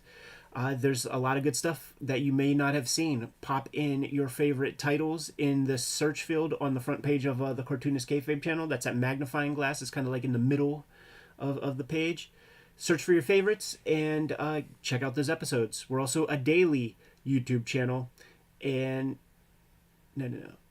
we're also brought to you by the Cartoonist Kayfabe Patreon and the King Kayfabers on our Patreon, who support us at the highest level. They're hanging out with us right now in a live stream chat room recording session. They're seeing all the videos before anybody else, and they get access to everything, including a queue of about 25 videos that are sitting on the Patreon that have yet to see the light of day. We kind of bank those for when Jimmy and I go on our travels. So they clearly are going to get the jump on the Kayfabe effect. With that in mind, we're going to be reading Mr. A by Steve Ditko. This is the first appearance of Mr. A from the pages of Wits End. Jimmy brought over the Best of Wits End hardcover collection, edited by Bill Pearson and Mike Catron. This story would have appeared in issue 3 of Wits End if you were hanging out in 1968 or thereabouts. And, you have a little collection of Wits End. Let's jump right into things, Jimmy. Ditko starts to go down the objectivist Randian rabbit hole. Ayn Rand. You just saw that Steve Ditko play, man. Did we? Is that a climactic sequence in the program? She's a big player in it. They meet in real life, and then whenever she passes, the ghost comes back. Not to give any spoilers, but I enjoyed the play a lot. And yeah, definitely. Anybody that knows Ditko's familiar with Ditko knows that Ayn Rand is a huge influence on him moving forward. And this is 1967, so I mean, I feel like this is brand new. Yeah, saying goodbye to Spider-Man and like, let me show you what a real hero is. Right, and the calling card, right? Yes. Not far from the question. This is black and white, and it's the diatribe. But so this is we're no longer a commercial creator of Spider-Man comics. This is Steve Ditko as folk artist, which he kind of is for pretty much the rest of his life. And when you see the late period Ditko stuff, like this text becomes way more voluminous, but it's here and it's more cogent. But man, if this doesn't read like maybe a Mad Magazine kind of story or something. Uncompromised is how I think of this. This is Ditko's vision of, I guess, the superhero and, how the superhero lines up in our mad world. There's a cautionary tale to this comic, and you have to have people in your life who check you. You just do. Because if you are fully inside your head and if you think you're right with everything that you put on the page, you run the risk of becoming kind of a joke, and there's a joke to this comic. Like there's a silliness, but he is so for serious while putting this on the page that it's you don't want to laugh in his face if you were reading this thing, kind of. This is something that I think about a lot because I've seen like Chris Ware talk about we're trying to tell human stories with the language of jokes. And I think that that's what you have here. You know, Ditko's very serious about this idea of moral, not compromising morally. And he sees kind of the fall of man and all the compromises out there, the gray, and says, no, it's black and white, you know. And the problem is, like, I don't know if you can do that with the language of Spider-Man. Right. And it's interesting to see a very good cartoonist trying that. And I think this strip works pretty well. I enjoyed reading this week. It makes me want to dive into some of his black and white self-published stuff. You know, I have a bunch of that stuff too, and I look through it, and it does feel a little impenetrable. Yeah. And I feel like you just got to take the plunge and read some of it. But there's also almost no dialogue about it. You know, I would like to see more people talk about it. If we talk to Klaus again, it's something I want to talk to him about because we know he's a Ditko guy. What does he make of that work? You know, it almost feels like nobody read it.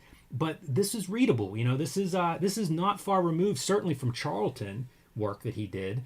Yeah, it's the pretty question. easy to read. It's the question.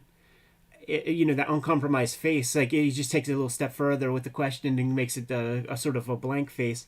There is the famous Alan Moore piece where, you know, he hears the tale of Steve Ditko seeing Watchmen, and they bring up the Rorschach character as being like Mr. A or the Question. Or no. Steve Ditko sees Watchmen and sees Rorschach and says that he's the character that's like Mr. A or the Question, except he's psychotic. And as we read this, I love the visuals of all of this too. It's very dense, as you can see. It's 9-panel grids. You know, this is like, I feel like it's a comic book's worth of material in about 5 pages. Totally. But relatively easy to read. But I love these choices of not a hard outline around word balloons. You know, no panel borders on some of this stuff. I love, like, it's just a line to separate the word balloons. Very graphic choice. Yeah.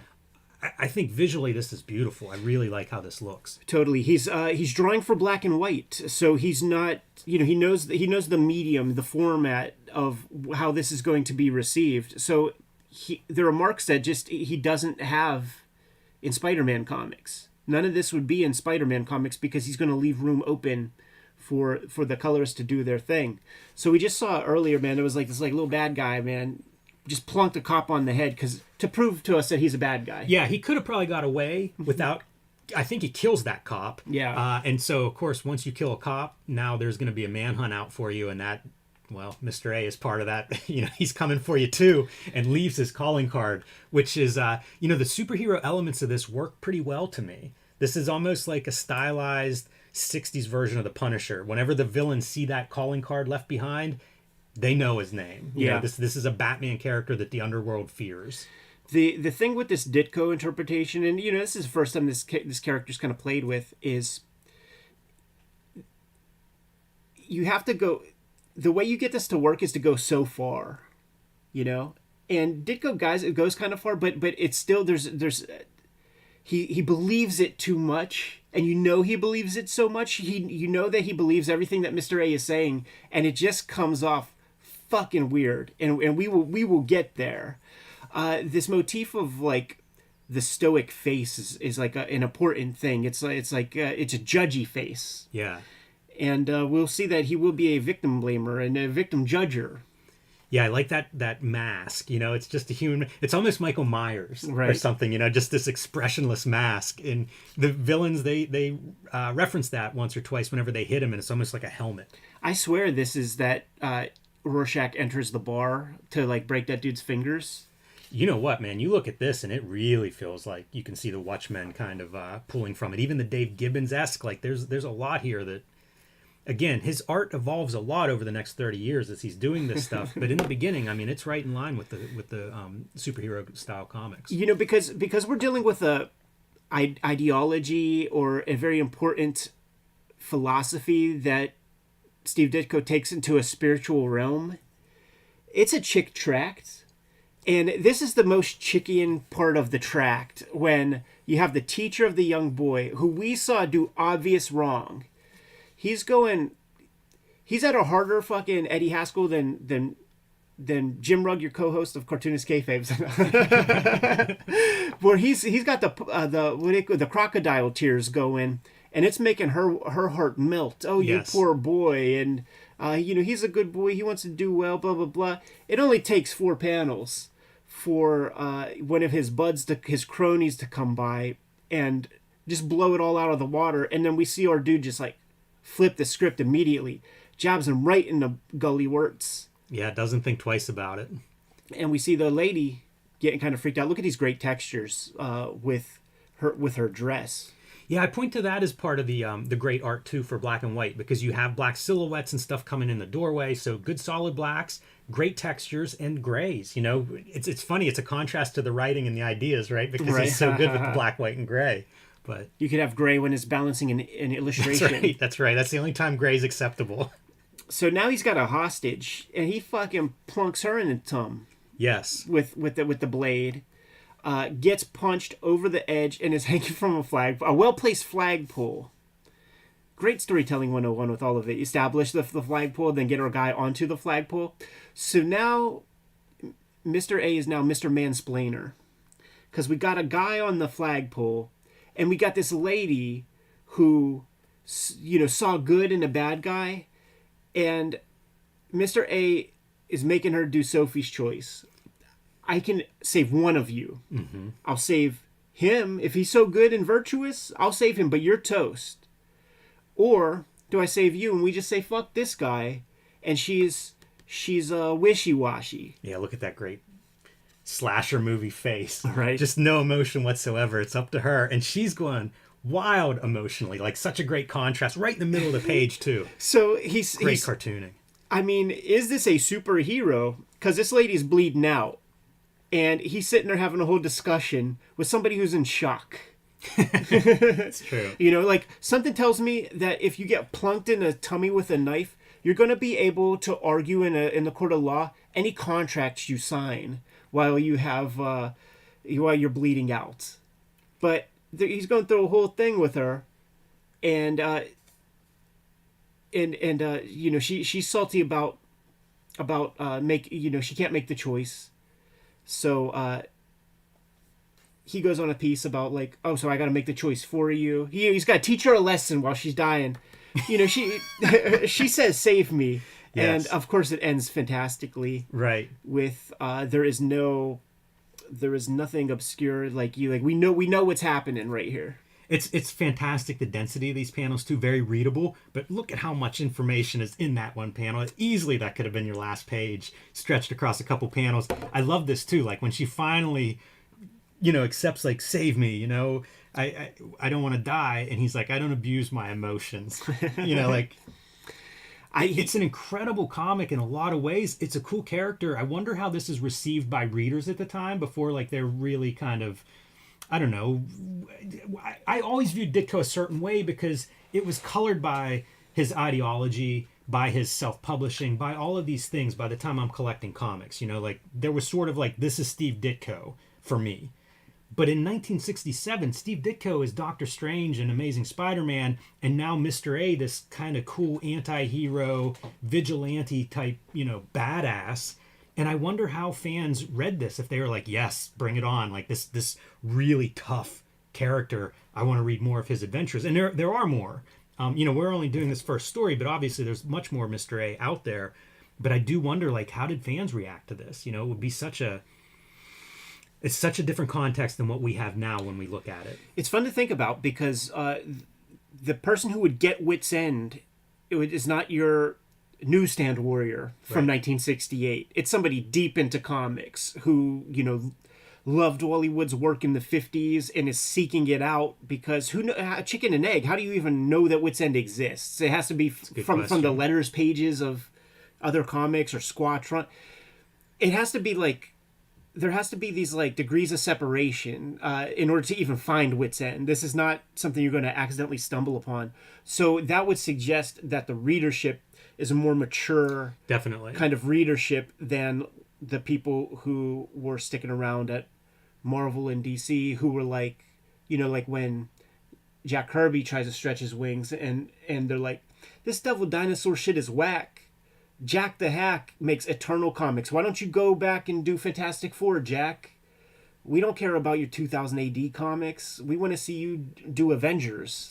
That's another really good point. This book would have been more expensive as well, so you're definitely getting kind of an adult readership. And all the artists that are contributing to this have different ideas of why they want to do work in here. Right. And some of it was to do more mature adult work.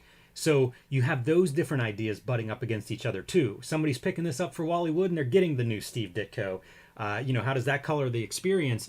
But as a standalone comic, I feel like it's great comics. Like this might be as sharp as Ditko gets as a cartoonist. Like I said, it's 5 pages. Easily I could imagine this being your 20-page, Spider-Man type issue. But like this is Ditko at the absolute, in many ways, apex of his skill set. If you're not familiar with Wits End, like we got to do bigger videos on it, I think. Yeah, it's one of those important, influential pieces in history, and as many of them are, struggled financially. Totally. I don't know that any of these issues really turned a profit or maybe even broke even, but something that I think leaves a mark on comics history because of so many cartoonists getting to come here, do their own thing, stretch their wings, play to an older audience. You name it. There's a lot of stuff that happens here that it allowed to happen, and a lot of ideas that probably begin here and then flourish as time goes on. There's a fascinating lineage too, where this is concerned, because you have some of Art Spiegelman's earliest works. You have some pre-professional Walt Simonson, Mike Zeck before he was getting published regularly. The Spiegelman connection and Wally Wood. Like I think that this might, the genesis point of something like a Wits End might come from Topps, because of guys like Woody Gelman, who worked at Topps, who is the spearhead of things like... Woody Gelman is extremely important, and he's a name that not a lot of people know. But he went off and did Nostalgia Press. There's the very important collection of EC horror stories, or just EC stories in general, with the Al Feldstein like horror comics of EC, something like that. They call it the Big Book, like the original EC fans, and that's Nostalgia Press. And he's such a big promoter of Wally Wood. We know that Spiegelman worked at Topps, so like there's this like little sphere of creativity that sort of came out of working in that corporate environment. Definitely. And technically these are underground comics. Yeah, they're published by the artist, they're distributed with no newsstand distribution or anything. They're underground comics. It's just when we think of underground comics, we think so much of that West Coast, a certain aesthetic, but that's what these are too. So they're part of that press and that history, and I don't know that they're always ganged up with that. Right. Jimmy, you good to go? Yes. I'll do the original commercial piece, and then we'll be good, man. Well, you could do a round, and I could get a fresh charge. Yeah. I'm really glad to talk about that, because that's one that I'm fascinated by. I'm on a Ditko kick. Tom gets on these kind of kicks, and I'm on one now, and there's a lot I don't know, so hopefully that'll spark some conversation. Do you have that Safe Place Dark Horse one shot? Mm-hmm. I have that. I've had that one pulled to be an episode for a long time. I'd be really curious to look at that. Any of that later Ditko stuff is, it's just, I don't know that stuff very well, so curious to look at it, because I got a bunch of those packages and stuff too. He kept doing it. Me too. I don't think I have any of the. I might have. It was there one called like Strange something like. Mm-hmm. I forget what it's called, because Fana published one or two I have one-shots. a Robin Snyder joint. Yeah, I'd almost have to do an inventory. I actually pulled all of those weird package issues and put them in my underground box. Right. But then I have like the 160-page package. Right. So it is not easy to read. Yeah, it's impossible. You gotta. Well, I mean, it's not even easy to find or know like what order to read or what stories are where. Right. Yeah, it's about as difficult as you can get in that regard. But I thought that Mr. A, man, his fastball's there. It's just starting to that skewed vision, different sport or something. Yeah, it's really it really is a cautionary tale to me, because he believes all. You know what? Deeply. I don't have the cautionary part in that he kept close with his family, had money. It's not like he was penniless. No, that's all or fine. stuff, I'm not you talking know? about that. I'm talking about the work. I'm talking about the work, and it's a fucking joke. Like I read that and I laugh. Like, oh my goodness, he believes this shit. What a fucking weirdo. You know, like that's all I'm talking about. I'm not talking about the financial part or anything outside of just the work. You know, like you listen to the Alan Moore masterclass where he talks about like you have to have a wide breadth. You have to read everything. Yeah. You have to have a wide breadth, and then you have to have the ability. You can't be rigid in your thinking because new idea, like, the culture changes, and you know you don't want to be the last guy living on Mount St. Helens or you know, like that type of shit. Like you and he's that, man. Like he's stuck in old logic.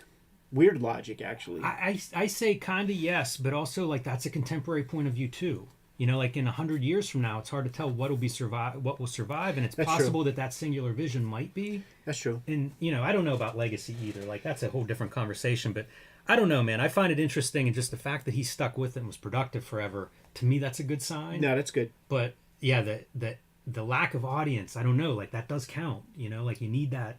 I think you need it. You're making this stuff and printing it. Like Right.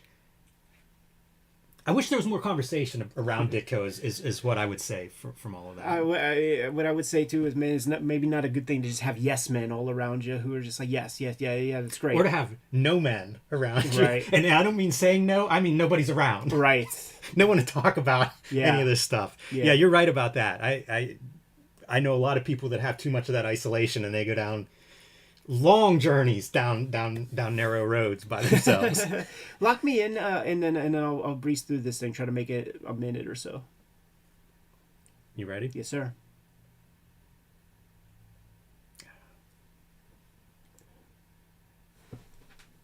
Cartoonist Kayfabe is brought to you by the books that we make. The Hip Hop Family Tree Omnibus is out sooner than later. It's going to be in your stores, but it's not going to be there for long. Scoop it up.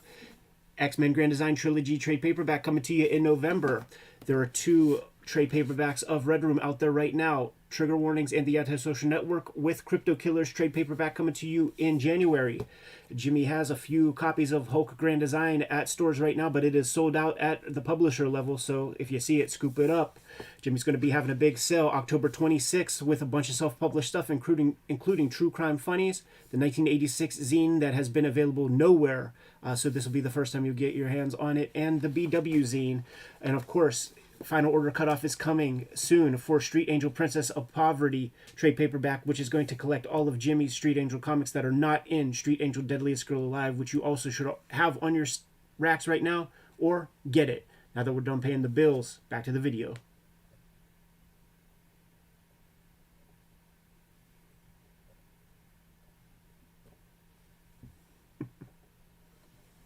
Watch that, man. Watch that magic touch.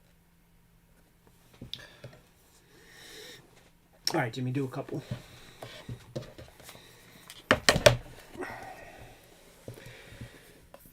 And then, man, I got a lot to say. Like the Batman. One of the other issues that I'm gonna do is the Batman issue. I think it's issue 53 of Swamp Thing, where Batman, Swamp Thing goes to Gotham. And those pages, Jimmy, could have bought them.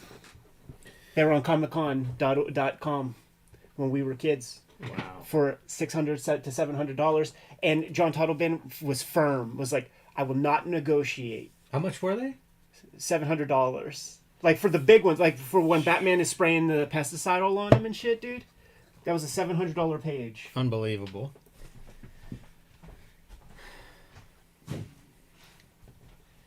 And like I said, he was firm. He's like, That's funny I too. just can't negotiate beyond that. Hey, and Terabang, you asked what happened to Ditko's things. Ditko remained close to his family, so his family, you know, I don't want to say cleaned out his apartment, but, you know, took care of his estate and everything as far as I know. And they run, hey, Ed, I just plugged your phone in over here. What's that? I just plugged your phone in Yeah, over thank here. you. You know, I think his family and him were good and close and stuff, and they seem interested in preserving his legacy. So they do like DitkoCon. I think the schedule is every other year now in Johnstown. So, there was that story that he had a closet full of original art, and supposedly, I've heard that was not found. So I don't know if that were true or if maybe that's something that, there were other arrangements for that. I don't know the answer to that. But overall, I believe that his family is managing, his estate, and I assume publishing rights, I'm guessing. But they seem very supportive and hopefully keeping his legacy alive and well. I get the attraction for them doing all this stuff at like in Johnstown, PA, the hometown of the man and stuff. But man, I would really like them to do something in Pittsburgh. Yeah, depending on what all they have, or anywhere that would be a big event. Well, I live in Pittsburgh. Yes, that would be the most convenient one. But like I said, hopefully they do seem interested in keeping that legacy alive, and honestly, like, they may do a better job than Ditko did.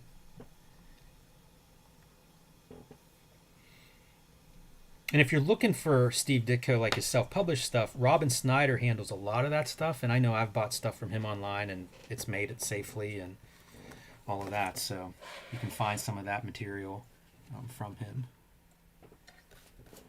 What do you want to do? You want to do? I will do Megaton Man since we got a color background. Well, I mean, we should get a black and white background for everything. For everything in color. Oh, you got some kind of reprint or something? Yeah, it's a reprint of issue 1. I see. Okay, I should have dug out my stuff. Yeah, it's a different cover, but I figure the comic itself is on point. Yeah. We're gonna be looking at Megaton Man #1. Here, man, you could pull that out, like the artwork. Out of the sleeve. Yeah.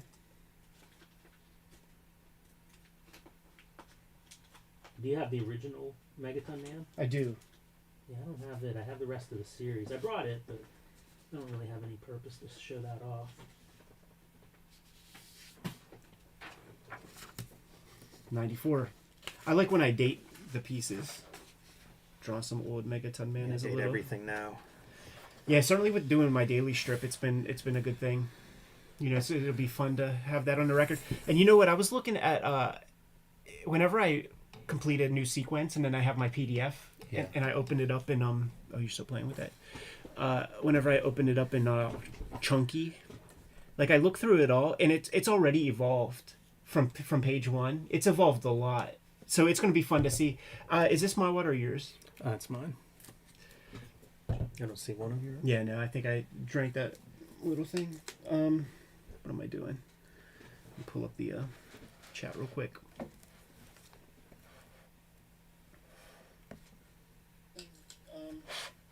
So unprofessional. It's like leaving your ringer on. Yes, sir. I'm good if you are. Hit it. Kayfabetober.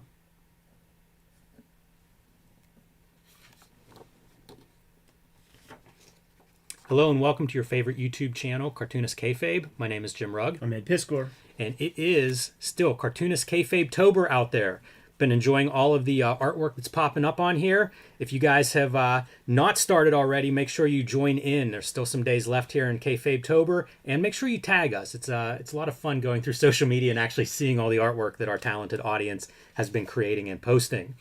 I also want to remind everyone that we have Cartoonist Kayfabe Patreon now. There are 3 different levels that get you access to our videos early. At the King Kayfaber level, you'll get access to all of our videos first because you get to sit in on the recording session. In between these recording episodes, we actually have some back and forth with our King Kayfabers. And whenever you see a book that you like, you'll be the first ones buying it in that aftermarket. And sometimes these books are rare and hard to get. They can disappear. They can go up in price. So become a King Kayfaber and you'll be the first one in line tracking those things down, mitigating the kayfabe effect.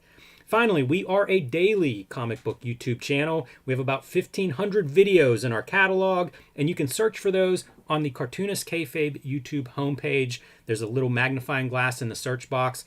Put in your favorite cartoonist, put in your favorite title, and give it a look. 1,500 videos. I'm sure we've got a lot of great comic book coverage that you will enjoy. All right, Ed, we are looking at today Megaton Man #1 by Don Simpson, Pittsburgh's own Don Simpson. I actually don't know if he's from here, but he's been here as long as I've Ann Arbor, Michigan. as long as I've been collecting, he's been local. This is actually a reprint of issue 1. It's a second printing, so you see an 1989 date on the signature here. Slightly newer style for Don Simpson than what's going to be on the inside. But this is 1984 that this book comes out from Kitchen Sink Press. Part of the reason I wanted to look at this is it feels odd. You know, I think of like post-Turtles, lots of black and white books come out, parody books come out. There's a lot of... This makes a lot more sense if it were much later than 1984. And the other reason I want to look at it is I think of Don Simpson's skill set and his level of craft is phenomenal. Yeah. So now it wasn't a black and white book to start. It wasn't? It was a color book. Quite sure. Yeah, Pawlowski is color. Oh, man. You know what?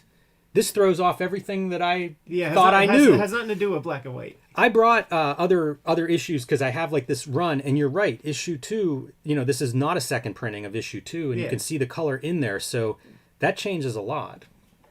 Should we just start it over again? No, but I wish I had a color. You know, That's why I was like, I should have known. Anyhow, well, this is what we have, so this is what we're going to look at. And you can see from the cover, you know, whenever I talk about the skill set of Don Simpson, one of those high levels of craft is his inking and what he does with a brush. So let's go through this and keep in mind, this was originally in color. Yes. P. Pawlowski, quite sure. Oh, yeah. Well, no, never mind. Ray Fahrenbach, a name I don't recognize. That might be a Kayfabe name. It's possible because I was reading through this and it feels like a few of these may be Kayfabe, Carol Quitmeyer. Yeah, Mike Hasla is real. That's Captain Jack, and he worked with John Kay. He was a Spumco guy and worked on the Mighty Mouse stuff with them. P. Pawlowski's a real cat. Yeah, it does a lot of cover stuff and color work all over the place. A name we often will see, especially with Kitchen Sink.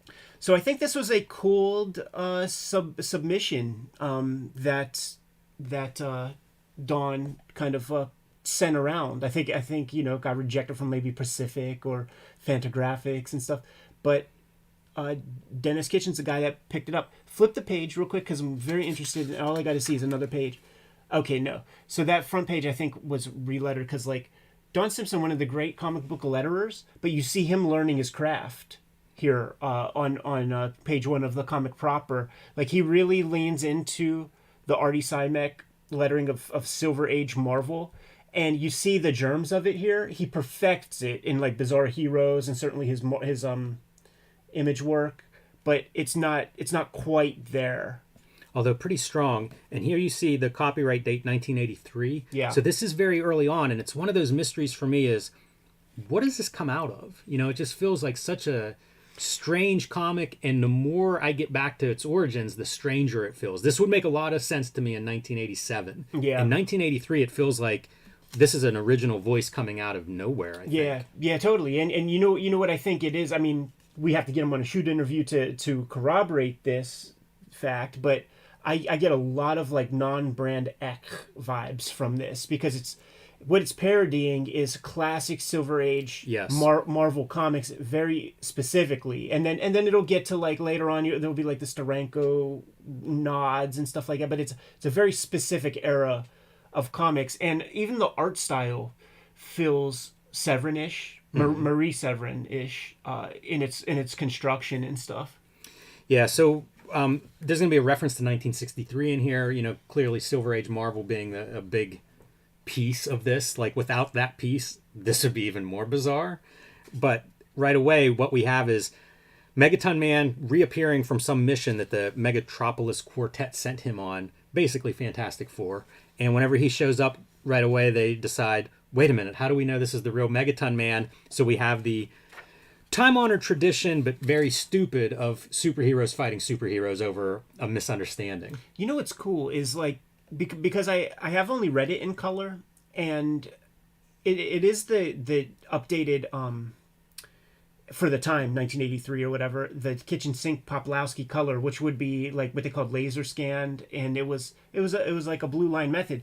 So within that color, you could see that he's putting down like white Band-Aid dots to create depth of field and stuff. So I actually like seeing it here in black and white, where we could appreciate that level of craft that he's putting into this. Grand traditions, man, starting with Mad Comics, Super Duper Man, and the level of craft that he's putting into it, it's not far from a Wally Wood. In fact, these kind of mushroom clouds things, like if you remember when I think Super Duper Man convinces Shazam, the Captain Marvel guy, to like punch himself in the face, and there's like a mushroom cloud that happens above that. Yeah, Super Duper Man is probably the great reference for this comic. Absolutely. Yeah. It feels like this could have come right out of there, been a continuation of it, almost reading it without thinking of it as, the tongue-in-cheek parody that it was. Because of the Marvel stuff, like I did a video with Brian Moss on Not Brand Ek, or Ech, I think is how you pronounce it. And this, because this is so Marvel centric, with the exception of your Clark Kent type guy, which, by the way, how smart, right? The Manhattan Project is the name of the newspaper. Yeah, really laying into this whole, I guess, Cold War era at the time.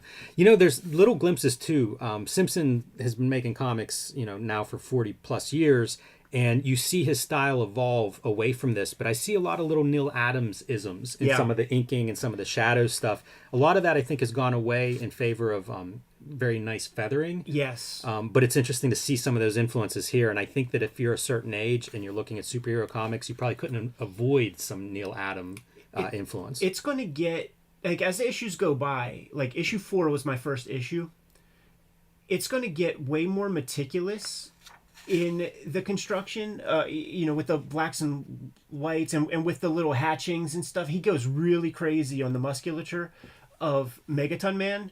But then when he starts to do Bizarre Heroes, and certainly, what would the turning point be? I just don't know, man. Maybe King Kong or something.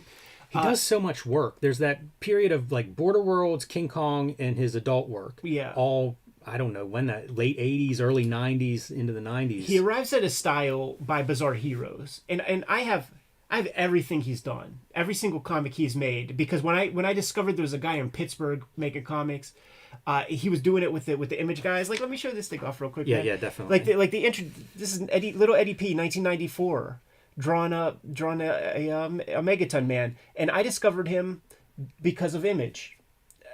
When I discovered Image was already over, and like 93, 94, like I'm getting $5 for 10 comic yes.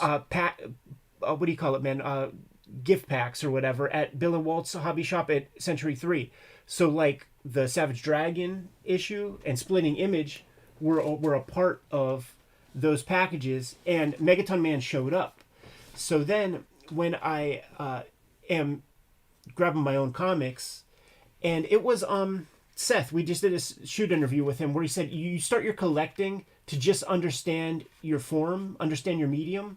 So now this character's on my radar, and it's actually issue 3 that hold up, it is issue 4. So it's this one that was the first one I got. I got it at a hardware store in like a 3-pack, but you could see how detailed the art gets. Like, look at how crazy that is.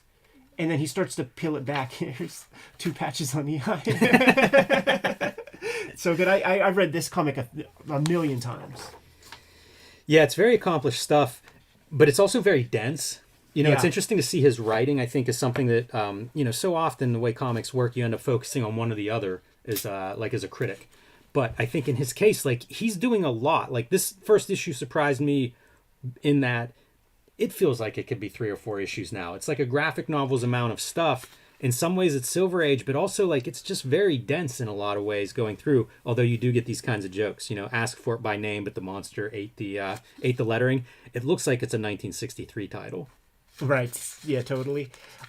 He just adds a lot of that kind of stuff into it. I think that the insecurity of the independent cartoonists at this day, you had to over deliver beyond like a Marvel or DC comic, so you want to give people as much story as possible. It's funny, has his disguise, which is kind of a silly one. You can see even the mask underneath the hat and everything. Runs into the bathroom to change and stuff, and it's this joke as the story progresses. At one point, his coworkers are like, "We know you're Megaton Man. Go save the day." That's an All-Star Superman, by the way. Yes. Like where everybody's kind of just Wink, playing wink. along Right, yep. with the Clark Kent thing. I love this suit. This version of his secret identity. Leisure Suit Love Larry. it. Yes, very good stuff. But look at all the inking detail. You know, like paneling and wood textures in the background and stuff. Super dense. I do think young Don Simpson fucking hated backgrounds, because he would do these kinds of smeary, soft focus city buildings and stuff. This one is really strange because right here I was like, "Oh, is this duo shade in our background?" And I don't even understand. I think it's white. everything that's there. I think it's white lines. I think he draws it in black Yeah, I think you're right. and then puts a screen over top of it. Yeah, you see it here too. That white. This one, That's a dot dots, pattern. yeah. These are line pattern, but definitely looks like a white screen tone put on top of there. And our villain is Doctor Software, Right. and he has a brother that claims credit for creating Megaton Man, even though there's like the Superman origin of Megaton Man coming here. So a little convoluted in that part, but in a way, probably cutting promos on comics and how convoluted the superhero comics were at the time. It's funny to think of like what would be the critiques of superhero comics in the early 80s. Sure. And the stuff that he's grown up with, we're dealing with time with stuff. I was reading the Jim Shooter adventure comics and Superman comics, actually, like Superman proper, and there would be 3 Superman stories, and they were all from a different century, and none of it was Clark Kent, and none of it made a fucking bit of sense. Of course. Here he has a bomb coming at him. I love this upside down panel because he's looking back like kind of through his legs, and so it's this upside down point of view. But in order to evade it, he moves, the bomb hits this building, and now the newspaper, the Manhattan Project, where are our reporters? One's been kidnapped, one's Megaton Man, that's it, that's their whole staff, so they have nobody to cover this giant story. Little Gary Trudeau promo cuts. Really interesting, and you see like superficial parody, feigning insight, clever. This whole book is kind of like that, like it's a lot of pretty thoughtful stuff that again to me makes sense post Watchmen, post Dark Knight, kind of a self-aware time in superheroes, except that it's many years before that. And it's pre-social media, because people will express their disdain within a couple of keyboard clicks and stuff. And I feel like to some extent, Don Simpson has done that. He's not afraid to talk some smack. But at least back then, it's like you put it on the comic page. Yeah, and you may be onto something with these backgrounds because it's such a kind of like a sloppy drawing version of a cityscape. Yeah, and he's carried that on for a long, long time. And who knows, may still do so. This looks like you've put your screen tone on and now you're scraping it away. You can see kind of the white highlights and stuff and the marks on there. Such a great trick. Like when you put down that flat gray, it is just that. The second you start to lift up some dots, you create three-dimensionality. His lettering's phenomenal. The tightness of his lettering is like compared to page professional. 1. Like in over the course of 20 pages, he's figured out his game, dude. Like that's what it was when he started on page 1. You see, and it slowly loses the italicized characters and stuff. It slowly gets there to the point where it's solid. And it feels gets like this even could better. be a font. It's so consistent. Yeah, it gets even and better. obviously it's not, but it's very high level. You know what's funny is this one and this, I think are font. Like I think these are new. I think this is new lettering. I think this is new lettering, and then because we're back to the old stuff. So this is probably for the reprint.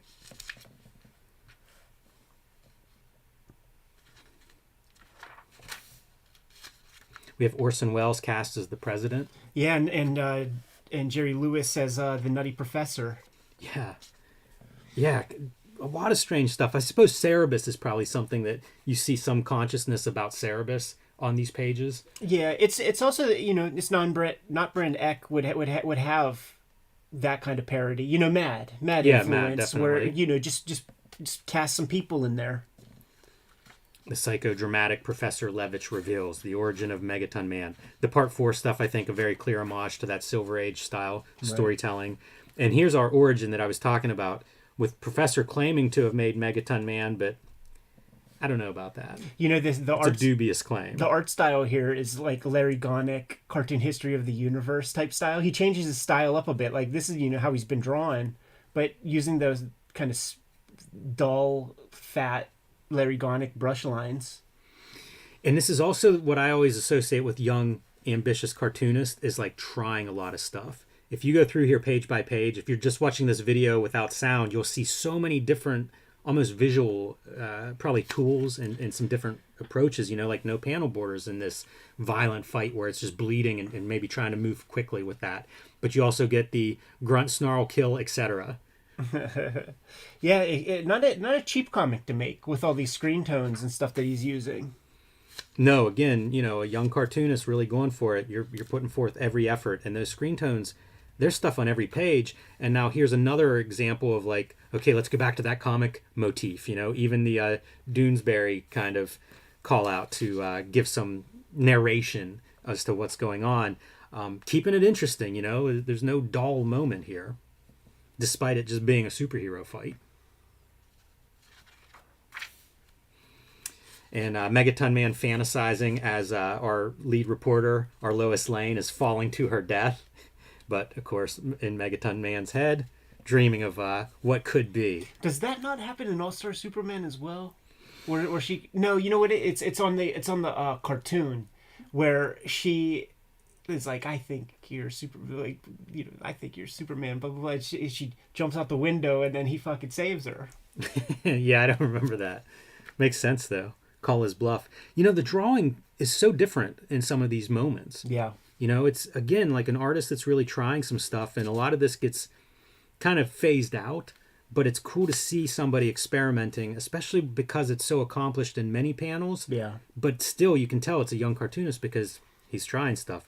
Bounces off of a flying saucer to her safety, which I don't even know what to make of that. I can't tell, even if that's a parody of something, it's such a bizarre, non sequitur to put in there. And almost since the dawn of pulp, coincidence is the Deus Ex Machina to get everybody in peril out of everything, and that has not changed with superhero comics. So it's a part of that.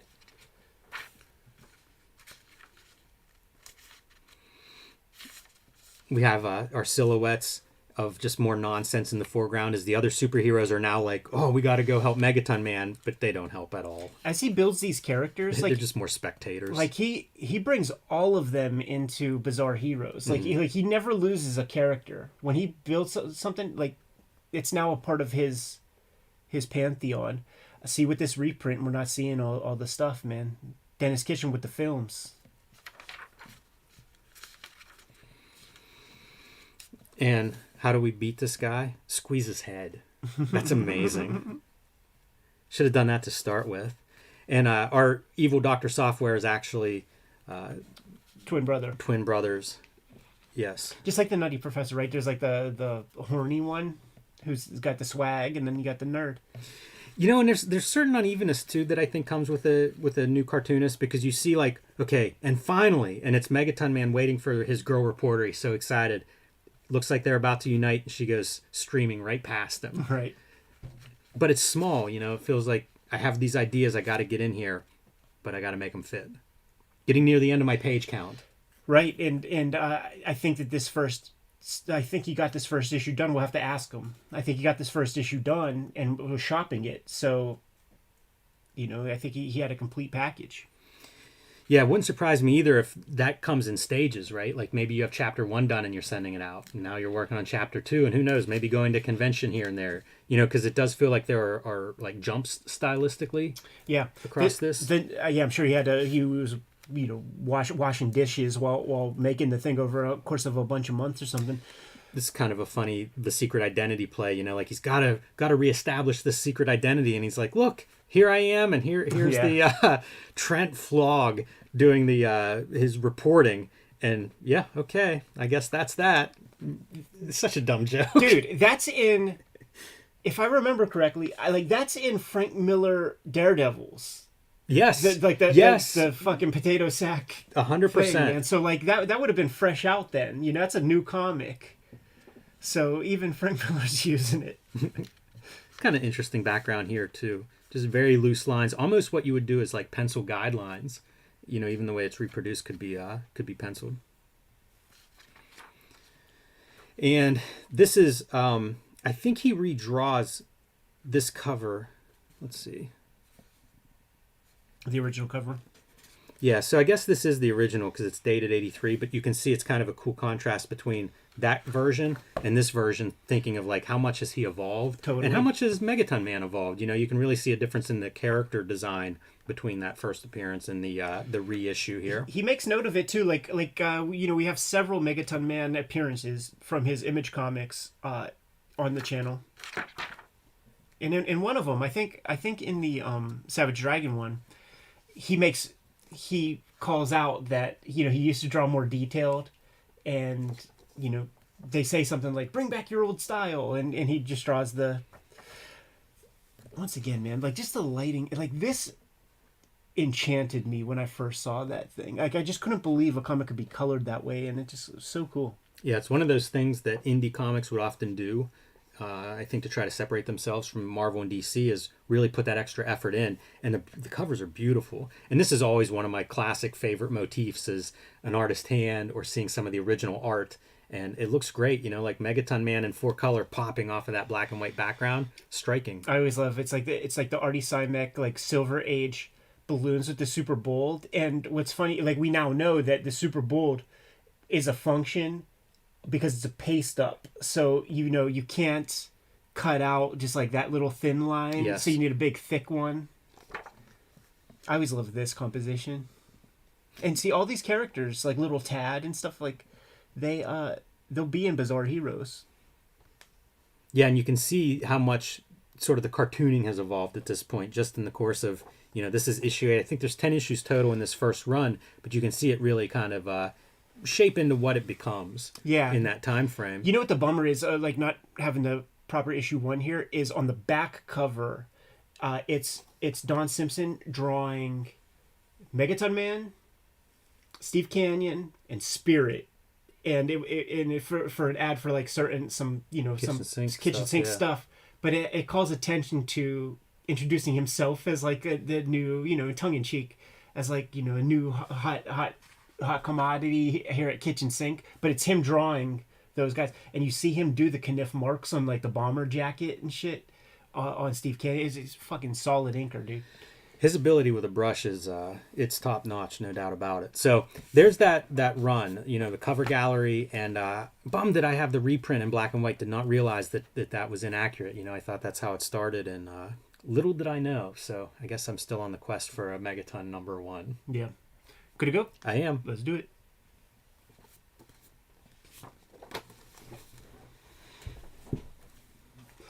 All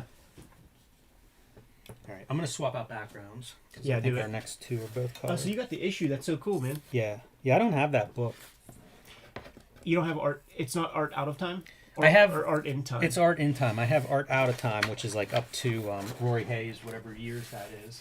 And then art in time is comic books, which is probably a really great issue. I don't know why I don't have it.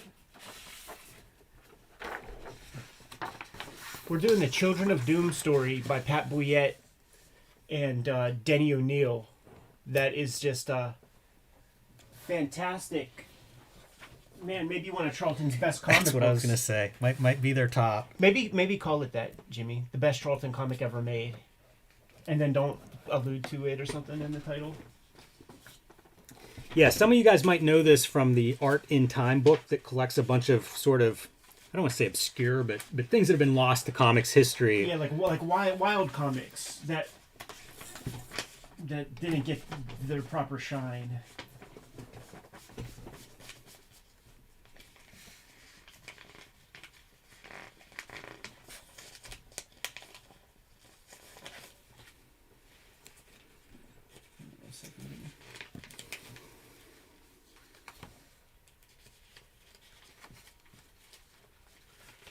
I think of somewhere they talk about this being in black and white like this, but I can't. If it's in this comic or somewhere else. I don't think it has anything to do with deadlines, and I have a lot of thoughts about it. I think it's total just craft. I think they're just going for it. You know what? Here it is. This issue may reach the stand. Maybe I should read this. Well, let me know what it is, man. Tell me. We had an entirely different issue ready for press, cover and all, and lost it on a legality. Must have been a licensed book. We then had to get this one together in a big hurry. We've always liked the idea of a black and white comic book, but have been afraid of doing one. in a format where everyone else is in 4-color, so we mixed it up this issue. Well, that changes all of my thoughts. No, not necessarily. I have some thought. I'll share them. Good if you are. Cheap is always the bottom line with Charlton. Right. Yeah, hit it.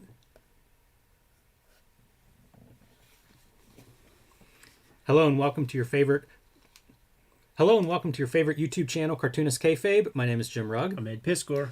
Want to remind everybody that it is Cartoonist Kayfabe-tober. This is our prompts. They correspond with the days of the month. So if you haven't already started drawing these, jump in wherever it makes sense, and make sure you tag us in your social media posts when you share your drawings. I've been really enjoying seeing everybody's posts. Very talented audience here on Cartoonist Kayfabe, and it's very fun to see them interpreting these prompts. We also have a Cartoonist Kayfabe Patreon with 3 different levels that'll get you access to our videos early. And at the King Kayfaber level, you'll get access to all of our videos first, because you can sit in on the recording session. We have a room full of King Kayfabers right now that we talk to in between videos, and basically record maybe an extra episode's worth of content each week. But it also gives you access to these comics first. So if you see something on here that you want to add to your collection, you'll be the first one going after it on eBay or the aftermarket before it disappears or the prices go through the roof. We also are a daily comic book YouTube channel, and we've been doing this for 5 years, so we have about 1,500 videos in our archives. You can search through those on the Cartoonist Kayfabe YouTube homepage. There's a little search box with a magnifying glass. Put in your favorite artist, put in your favorite book, and I bet you we have some videos out there for you. All right, on today's video, we're going to be looking at Charlton Premiere number 2 presents Children of Doom. Denny O'Neil and Pat Boyette doing almost an X-Men comic here. You know, can this be tomorrow? All we need with the children in there, it feels like this. It's mutants. It's the same. It's Doom Patrol. It's kind of that same group of young. Yes, mutant is used over and over again. And a post-apocalyptic world. It's a very fun comic. It's one I'm excited to dive into. And if you're watching at home, you might see this in Art in Time, the collection of sort of lost to history comic books. This is one of the books featured in there. Charlton, a prominent publisher of comics for 30 plus years, and now very hard to come by these things. But this is one of the standout issues in my Charlton collection. And you know, that's what you look for when you're going back in time, is you see what's supposed to be a good issue. This is the one. So I'm excited to dive into this one and to share this with everybody, because it's not something you see all the time. And right off the bat, we see black and white art. Yeah. Combined with 4-color art. Pretty unusual looking from page 1 in this comic. And that's part of the appeal for me. For sure. Now, what's the year on this? 1967. Okay. So there's that period in the middle 60s that is sort of legendary. It's mythic, where Neil Adams and Jim Steranko say that they're the only guys to come into comics within that period. There's nobody 5 years prior. There's nobody 5 years after.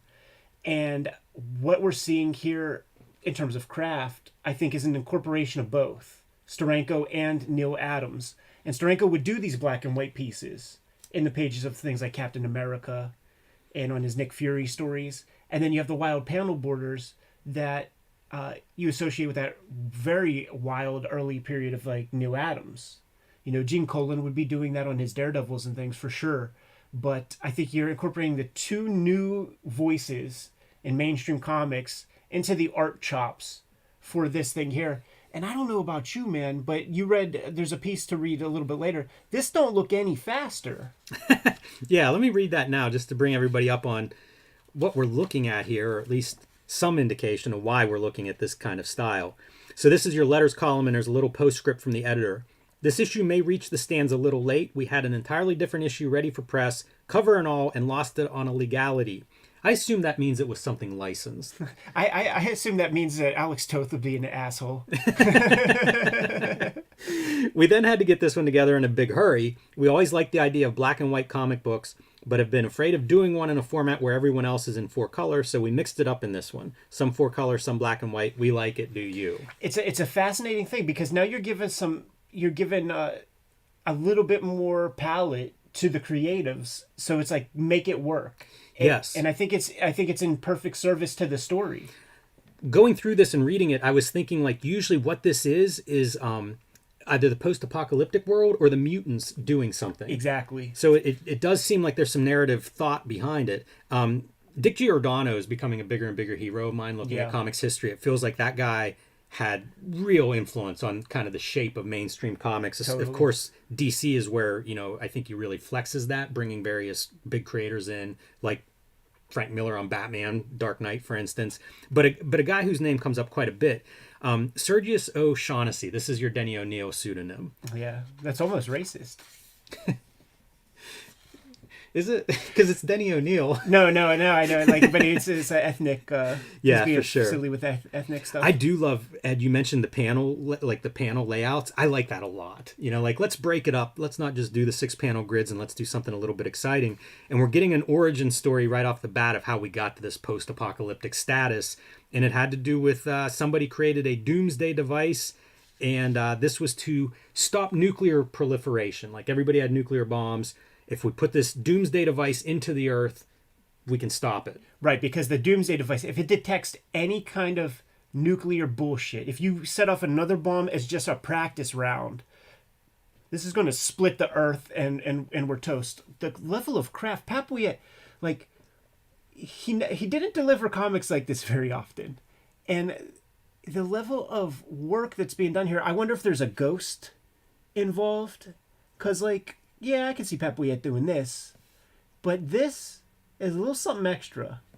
Papuet, everybody at home, if you don't know, was a television news broadcaster, an on-air personality for Arizona, New Mexico, somewhere, but was on television, left that to become a comic book artist at the worst-paying company in American comics history, Charlton. It's the Mike Allred story. All right, so once nuclear weapons are kind of off the table, we have this third world dictator who is ready to stake his world domination claim because he was doing weapons that were not nuclear. Right. And so he's got a leg up, and now's the time to strike. Got to take advantage of what you have here. How bizarre is this for stuff floating in space? What in the heck is this even supposed to be? I know, it's supposed to be a satellite, but it just looks like an hourglass. Yeah, very bizarre. And you have these astronauts that are kind of watching this from outer space who are going to play a role in the story. But it's interesting. That seemed like a trope that would be in science fiction movies of watching the destruction of the Earth from outer, the few humans that are surviving this because they're not on the planet's surface. Yeah. And these are our mystery weapons, which looked better in black and white than they do here. But these giant fireballs that are coming through. And the rest of the world, they're able to kind of combat these to some extent, but not effectively. It brings about an apocalypse, essentially. And you start to see it. I guess maybe the black and white is just that post-apocalyptic world. It's not just the mutants, but any of the post-apocalyptic world. And people do whatever they can, to try to survive this, but it even backfires on the despots. But great use of color here, It's all red, like the world's on fire. We messed up. It's a cautionary tale. We cannot escape. What have I done? That's great to have that panel, the last, let's show this guy and show that he regrets. He made a bad choice. Meanwhile, the astronauts that are in space think they're the last humans alive, and what are they going to do? Let's head to Venus. You see all of Bouillet's influences, I swear, man, because we're going to start to get some of that kind of Frank Robbins, Milt Caniff kind of inking, and there will be a couple of faces that have Ditko in them. Yeah. Boy, the black and white stuff really, it looks great on these pages. Think it's him, man. I think he's got an assistant that's fucking dope. You know what? Because it was done in a hurry, it is possible these were multiple hands. Uh-huh. You know those stories in comics history of everybody getting together. D-hands. And then, how about this? Black and white, but just put a little bit of that. Put your 25% magenta screen on there. They do really well for doing kind of a different look.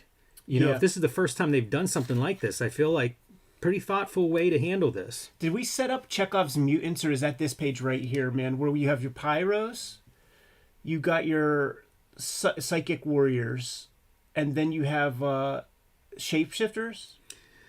Yes, that's what's here. That's exactly what this is sort of like saying, after this happened and people started to come out of the caves and stuff, they had these different powers. Yeah. Well, this is Chekhov's mutants. So it's Denny O'Neil building in the exact guys he needs to get us out of the comic. Yeah. Pretty good effect, though. I love that. You never seen Zipatone used that way as lighting. It was almost always for color. Yeah, and this guy has been narrating this origin of how we've got to this point. And she's like, how do you know all of this? This is the guy who's responsible because he created the Doomsday Machine, which is still lodged in the Earth's crust, waiting for any kind of nuclear or atomic activity to trigger it. All right, let's cut to Venus, see what's going on over here. And I think Basil Wolverton is an influence here.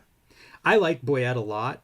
I don't think he's ever looked better than this book. No, absolutely not. And I mean, I think he's always been rough. It's a wonky style. It's interesting to look at in color, but if you could choose who you draw, you could have Pat Boyette, and I'll take Kirby. Wow, that's not fair. Okay, that's like my school bully versus Mike Tyson. The line works real different. Boyette works up until the 80s whenever he passes away, and he gets to a point where he's doing like a heavy line. Yeah, it's right. Like there's a line and there's black. And it's a lot different than like the finish here where you get a lot of these fine lines and details. And this is really beautiful. Like there's fine detail and texture in some of these pieces. This is where we're going to start to be able to see some of that, Frank Robbins, Milt Caniff, that school of cartooning is in here. But then I also think that there might be like Al Williamson influence. I see a lot. Like the thing about this Pat Boyette, and Pat Boyette develops his own style. Mm-hmm. That is Pat Boyette, but this ain't that. This is him incorporating the language of mainstream comics.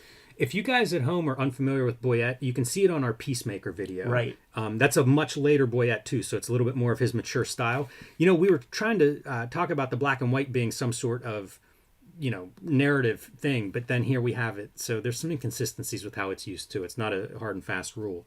But we get to Venus and we can actually breathe there as humans. A little bit of a different Venus. This is maybe a multiverse where Venus develops some oxygen. And there's a humanoid figure here. Right.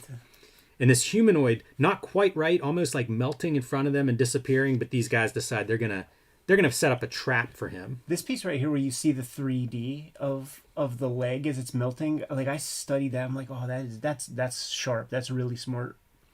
Yeah, it's pretty good. Pretty good. So they set up a trap, and sure enough, they're able to catch this guy. And there's a lot of good looking stuff. Like having him in silhouette whenever he's caught there, I think works really well. Yeah, I bet you that's a Denny O'Neil request in the script, because it makes a lot of sense to keep him an ominous figure. Double lighting. I mean, that's Wally Wood, Al Williamson. That's definitely, it feels like a reference to some of the great black and white strip guys. Right. But you see the kind of amateurs there in almost all Charlton comics. If it's not Toth or Ditko or somebody, there's like an amateurish piece that, and I call it amateurish because it's not like a DC or Marvel kind of thing. And like the hair is that on that, like there's like little ticks or a little wild. I love how this lettering is just an open spot in the middle of the page. So like, man, how do you compose that? I wondered that. The lettering used to be done, the letterer would do the borders and do the lettering. And I wonder if there's something like that. Right, like if he cut a little extra, like he figured out this will fit and then drew in the borders after that. But it for a page layout, I just really love it. It has that dynamic energy. It brings your eye to that middle part. Very happy with that part of this comic. Yeah. The visuals look good. So they come back to Earth now, and they've captured this guy from Venus, and back to Earth they come. Yeah, go back one page, man, because there's an important story thing. Their ship is fucked up. Oh, right. So they have to cast off, the gas engines, and now they have to go nuclear. Yep, atomic-powered journey home. Yes. That's right. That is what they're flying on, is atomic energy. And what do we know about the Doomsday device, Jimmy? They've doomed us all, Ed, because that Doomsday device goes off with the detection of any of the atomic energy. Yes. Guess they didn't have nuclear power plants yet. Right. It was still a dream in somebody's... It was still weapons. Exactly. And so they land here, and the people attack them because within 24 hours, we're all going to die, you murderers. You filthy murderers. It's a very pussy-ish and tepid attack because we see it happen there, and it's like, oh, they're toast. I mean, it's a whole lynch squad. Good example of not Kirby. This left hand that this guy's throwing there, hitting him in the face, and there's never saw less impact or dynamic movement. So then turn the page. There ain't even a piece of hair out of place. There isn't a rip in clothing. There's nothing, no consequence to that panel whatsoever. Yeah, and when they explain what's going on, your atomic engines, they've activated the doomsday machine. This guy's like, good Lord. There's no expression hardly at all on these two faces. Yeah. Of course, all the stupid oversights. I feel like this was a Marvel Method book. Because those dudes are not selling that script. I mean, Pat Boyette didn't get to work at Marvel. That's true. You know what I'm saying? Like, well, I guess maybe he did later. Did he? No, it's He Pat did anything Broderick. there. I always Oh, yeah, confuse him with Pat Broderick. Yeah, very, very different stylistically. I like that guy. The drawing of that guy. It's pretty neat. Man, this effect of the clairvoyance with the no eyes, I love it. I'm surprised this isn't something that's been more widely adopted. It's such a good visual for a comic. It's pretty cool, using the black zips there. This could be Pete Morisi doing a fill-in issue, Right. which makes me wonder if there are there may be hands sprinkled around here. But good stuff, like that's a great panel too. That hellish red, and again, the no eyes is just such a great visual. The lettering's kind of weird, like the sound effect lettering. Charlton lettering, like I associate that with Charlton books.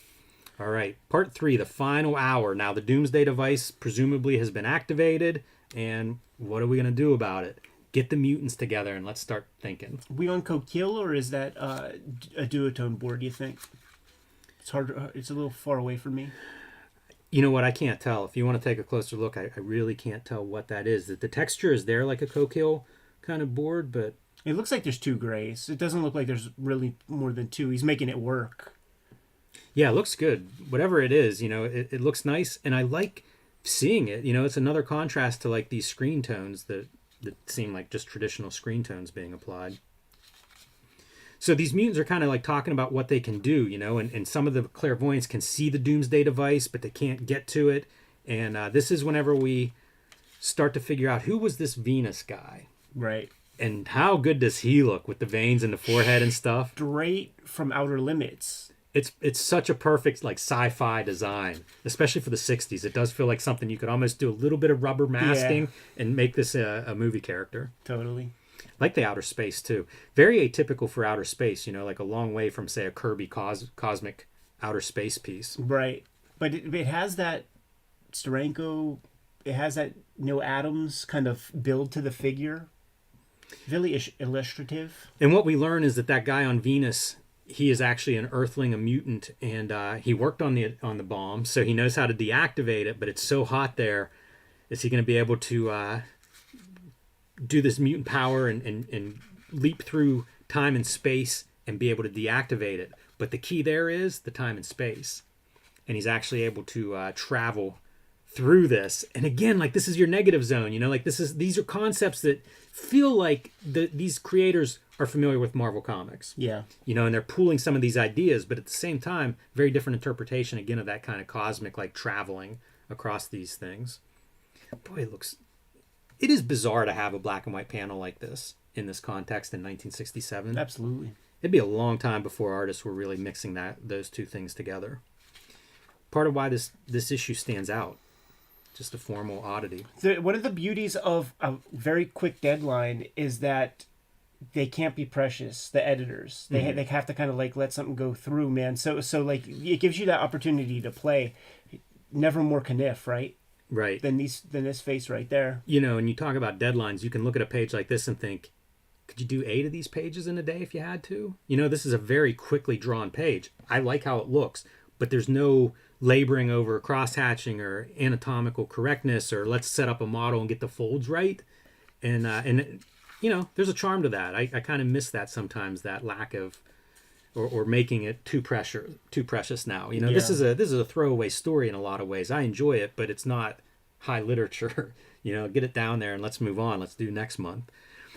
So he goes back through time. For one moment, he basically disconnects a wire in the device, and the guy working on it sees him for 1 second, and they're like, who are you talking to? Because he just comes in and out right away, and that's it.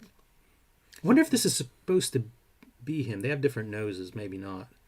That would have been kind of cool if he saw himself. Right. Because he says he goes, he worked on it, so it would have been neat if he crossed paths with his own past self. And so here we are, back in the present, and guess what? It worked! The Doomsday device, we're saved. It didn't go off. Although it does make you wonder with this state of world, like, Well, you're saved from the doomsday device, but I don't know about anything else. Now we need to commission Richard Corbin to keep the series going. Very true there. There it is, dude. It's Watchmen. Yeah, how about that? Ditko and Marisi on the same page. I don't know who was doing Judo Master. Not going to give them too much credit. And Boyette. And you can see, like, these are comics that were comparable to Marvel DC in terms of their comic books. They're selling the same ads.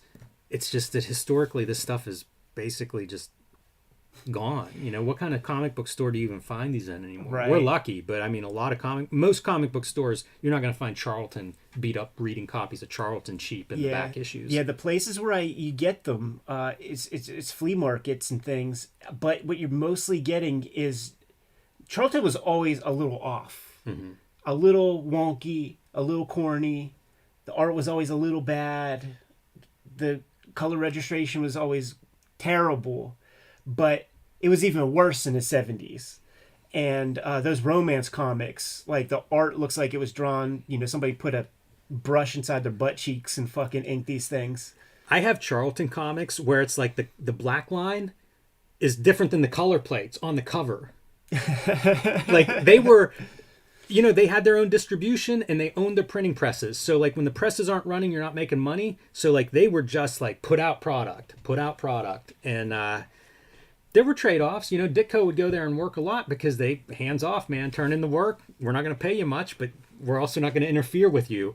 And so like artists like that, but introduce a lot of people like Charlton Bullseye. Like if you guys spy Charlton Bullseye, just pick those up no matter what, because you'll never know which Future Pros first works are in there. Gene Day shows up. Yeah, John Byrne doing Doomsday +1, which Fantagraphics would eventually reprint, but that's first John Byrne, I believe. It's certainly very, very early John Byrne. Totally, so. Space 1999. His first, I think it was that like that Willie and a Chopper Bunch or something like that. I think that was a Charlton comic. Yeah, I think you're right. So fun comic. Glad to go through this and pretty cool looking, man. One of the standouts visually for Charlton. Good to go. Yep. Do you want me to film the end? Yeah, but we could do that after we got one more. That's it for me. We have a Swamp Thing, but that'll be your 4, and I'll do the interview. Okay. Did you do? Oh yeah, because you got the interview. Yeah, of course. Yeah, let's film the end, man. Let me get these in order. Yeah, you'll be. I'll throw it to you immediately, and then get the Kayfabetober stuff up top.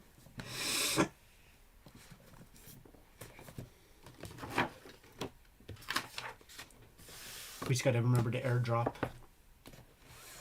We should have time. We got plenty of time. But what's cool is with these like 1 minute videos, like we fucked up one week and I just texted it to you.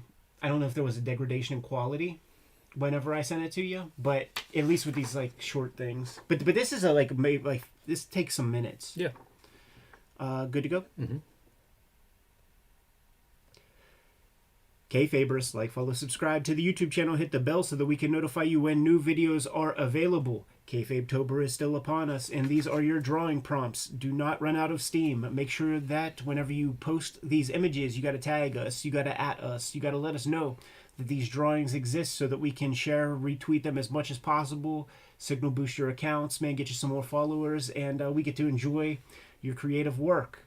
We're a daily YouTube channel, and with more than 1,500 videos in our coffers. You might not have seen everything. Go hit the little magnifying glass on the front page of the Cartoonist Kayfabe YouTube channel, and I've noticed you guys have been doing that because we've been getting some comments on some pretty obscure videos, so thank you so much for digging into the channel. Search for your favorite titles, check out those comics, and if we have not yet talked about your favorite comics yet, you must let us know. Put something in the comments so that we can push those comics a little bit higher on our to-read stacks. And whenever you find the favorite cartoonist or favorite comic book, share those videos. It's how we grow this channel. We're not buying advertising elsewhere. We rely on you guys to spread the good word. Yeah, good call, Jimmy. We have a Patreon that you can directly support the Cartoonist Kayfabe channel. The King Kayfabers on the Patreon are hanging out with us right now. They hang out with us every morning when we record our stuff. they get a leg up on the kayfabe effect that way through this private stream. They have access to every video before anybody else, and we always record one extra video so that when Jimmy and I decide to go on some travels, we can still keep the daily content coming. So as of this recording right now, there might be about 25 videos that Gen Pop has not seen. So you could take advantage of that before we put those videos out live. Ultimately, the videos are brought to you by the books that we make, and before you is a small sample of our bibliography. But Jimmy, let the people know what is coming out soon. My next book release is Street Angel, Princess of Poverty. This will be out in November from Image Comics. You can pre-order it now at your local comic shop or online, and we ask that you do that. This is an Image book, and they need to know how many of these to print, so let them know that you want a copy. I am also self-publishing zines and comic books lately. You see the BW zine here, 1986, and True Crime Funnies featuring nonfiction stories. These are all available on my website, jimrugg.com, or patreon.com/jimrugg. And October 26th, I'm going to have a big holiday fall sale where you can stock up on this stuff and some of my other zines and minis that you may have missed. Hulk Grand Design is my contribution to the Grand Design mythos, and basically out of print. So if your comic shop has a copy and you don't, you may want to pick that up sooner rather than later, because Marvel Comics does not keep this stuff in print. If you haven't picked up a Hulk Grand Design yet, they are getting more and more scarce, so grab those now while you can. October 17th, the Hip Hop Family Tree Omnibus hits bookstores. October 18th, it hits comic shops. Scoop this up. About 75% of the print run has been accounted for. So we're playing with slim margins of which books are available right at this moment. So scoop it up sooner than later. It's the best book I've made. It's the 10-year anniversary of Hip Hop Family Tree. It's the 50th anniversary of hip hop as a culture. And it's gift-giving time. It's time to start planning those Christmas presents. And for the rap music lover in your life, especially if they don't know that this comic exists, this is going to blow their freaking minds. Not the only holiday effort to come out in 2023. In November comes the X-Men Grand Design trade paperback. This is going to collect the trilogy of X-Men Grand Design comics that I put together. So when you're out there getting your orders for Street Angel, Princess of Poverty, go tell the shop that you want your X-Men Grand Design trilogy trade paperback as well. There are a couple out-of-print volumes of that, so this will be your way to get them all inside of one handy paperback book.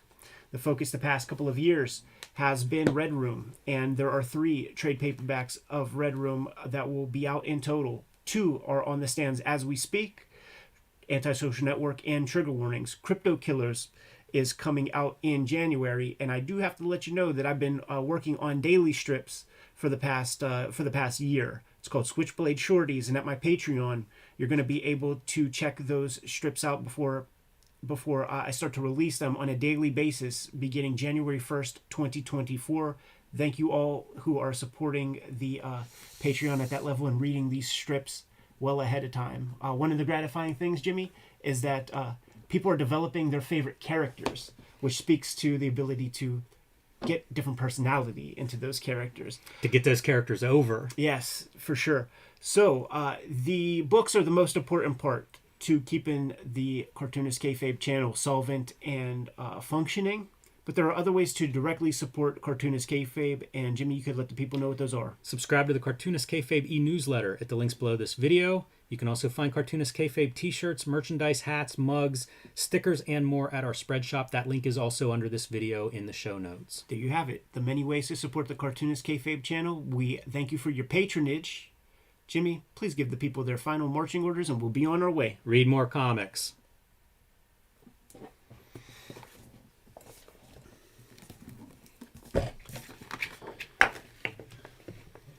So when it comes to battery with my iPad and stuff, like that battery dies. It dies pretty quickly these days. So I'm gonna have to keep this plugged in because it'll be toast pretty fast. That's fine. I think I have plenty of life on that one. Yeah, it's not like you even need it. Well, yeah, I guess there's the chat. So we're gonna do that Gotham City issue of Swamp Thing.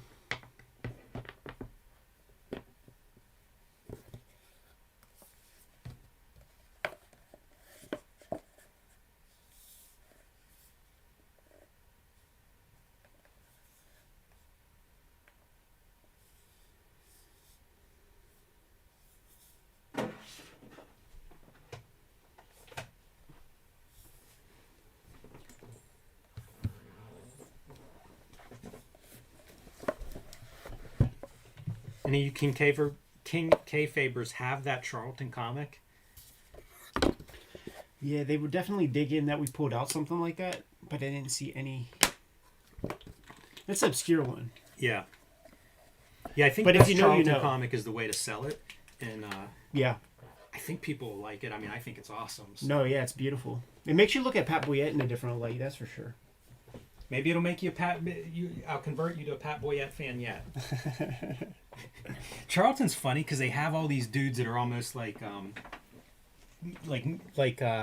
don't know, bizarro versions of their counterparts. P. Morisi, I think, went to school with Alex Toth to kind of put in context, you know, like how these guys end up.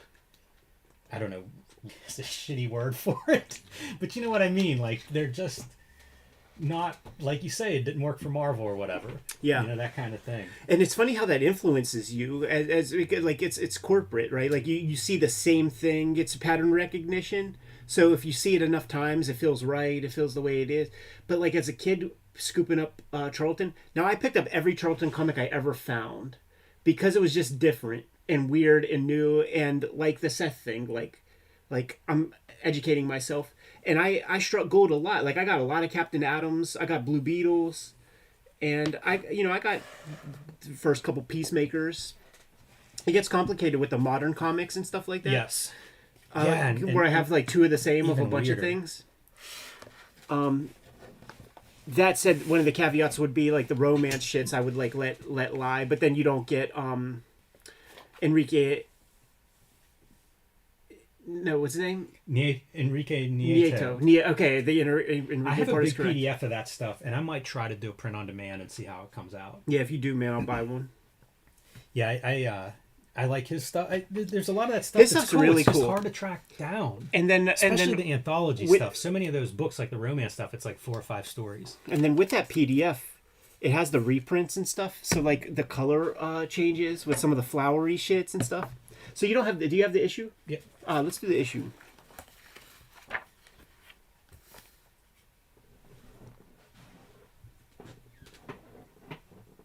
you know which one of those is you? Yeah, the XR, I'm pretty sure.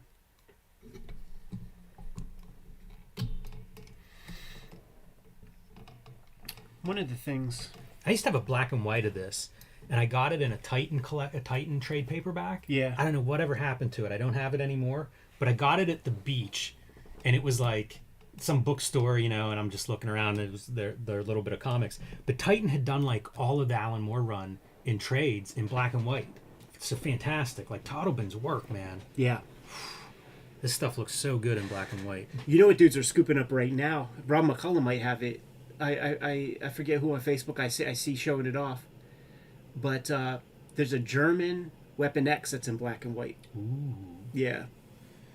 There's so getting back to PDFs, there's a guy that does like he black and whites color books as PDFs, and there's a Weapon X. I forget what the other ones are that I've seen him do. Looks nice on screen, but I haven't gone out and printed it. A black and white Weapon X is a good. If you have a nice film to shoot from or whatever, that'd be a really good addition. Yeah. But how that isn't an artist edition is shocking. I know. That feels like one, if you were really dedicated, you could bootleg together probably 80% of that original art. Oh man. No, I'll save it. I'll save it for when we bounce. So I guess we could talk about how to sell this. Like this is one of the great Batman stories. This is on a list of cool Batman comics. This is the shift. This is when Swamp Thing changes from like gothic horror, and the next issue or two, he ain't even in it, and then when he shows up, he's like on the Blue Planet, and it becomes a science fiction comic. Adam Strange and like vegetable planets and stuff like that. It becomes a completely different thing. So maybe it's like the comic that changed Alan Moore Swamp Thing, something like that is, I think how Swamp Thing kicks Batman's ass. Yeah, maybe. Let's think about that, because like this is a key comic, and there's a way to sell it great. So, I don't know. I'm good if you are, Jimmy.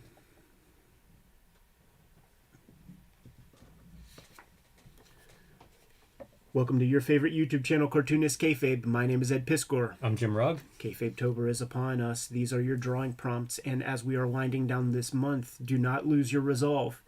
Tag us in your images, at us in your images, send them to us on the DMs, slide into our DMs with your drawings, and we'll signal boost as many of these as possible. Thank you guys so much for participating. We are a daily YouTube channel, and there are more than 1,500 videos in our filmography as we speak. Hit the little search box, the magnifying glass on the front page of the Cartoonist Kayfabe channel. Search for your favorite comics, no matter how obscure, and check out those episodes. We thank you guys who have been doing that, because we began some great comments on some videos that we haven't gotten comments on in a long, long time. And we are supported by a lot of vectors, but one of those is the Cartoonist Kayfabe Patreon. And the King Kayfabers on the Patreon right now are hanging out with us in a live stream recording session, watching us record these videos in real time. Plus, they get all videos before anybody else, as well as the queue of videos that Jimmy and I develop. We shoot one extra every week, and there are at least 25 videos in our back catalog that are sort of waiting to be released to Gen Pop. King Kayfabers have those, so they're going to be able to enjoy those videos before you and scoop up those comics that may or may not be out of print. Now, without further ado, we're going to take a look at Swamp Thing 53 by Alan Moore, John Totleben. And this is the Swamp Thing comic that kind of changes the course of the narrative. It becomes probably the first time I heard the term gothic horror as a young boy was in relation to the first half of Alan Moore's Swamp Thing run. He did all he could. He did the werewolves. He did the vampires. You know, he did that little weird voodoo guy that has his hand sewn into his back. So now it's going to become a science fiction comic after this issue.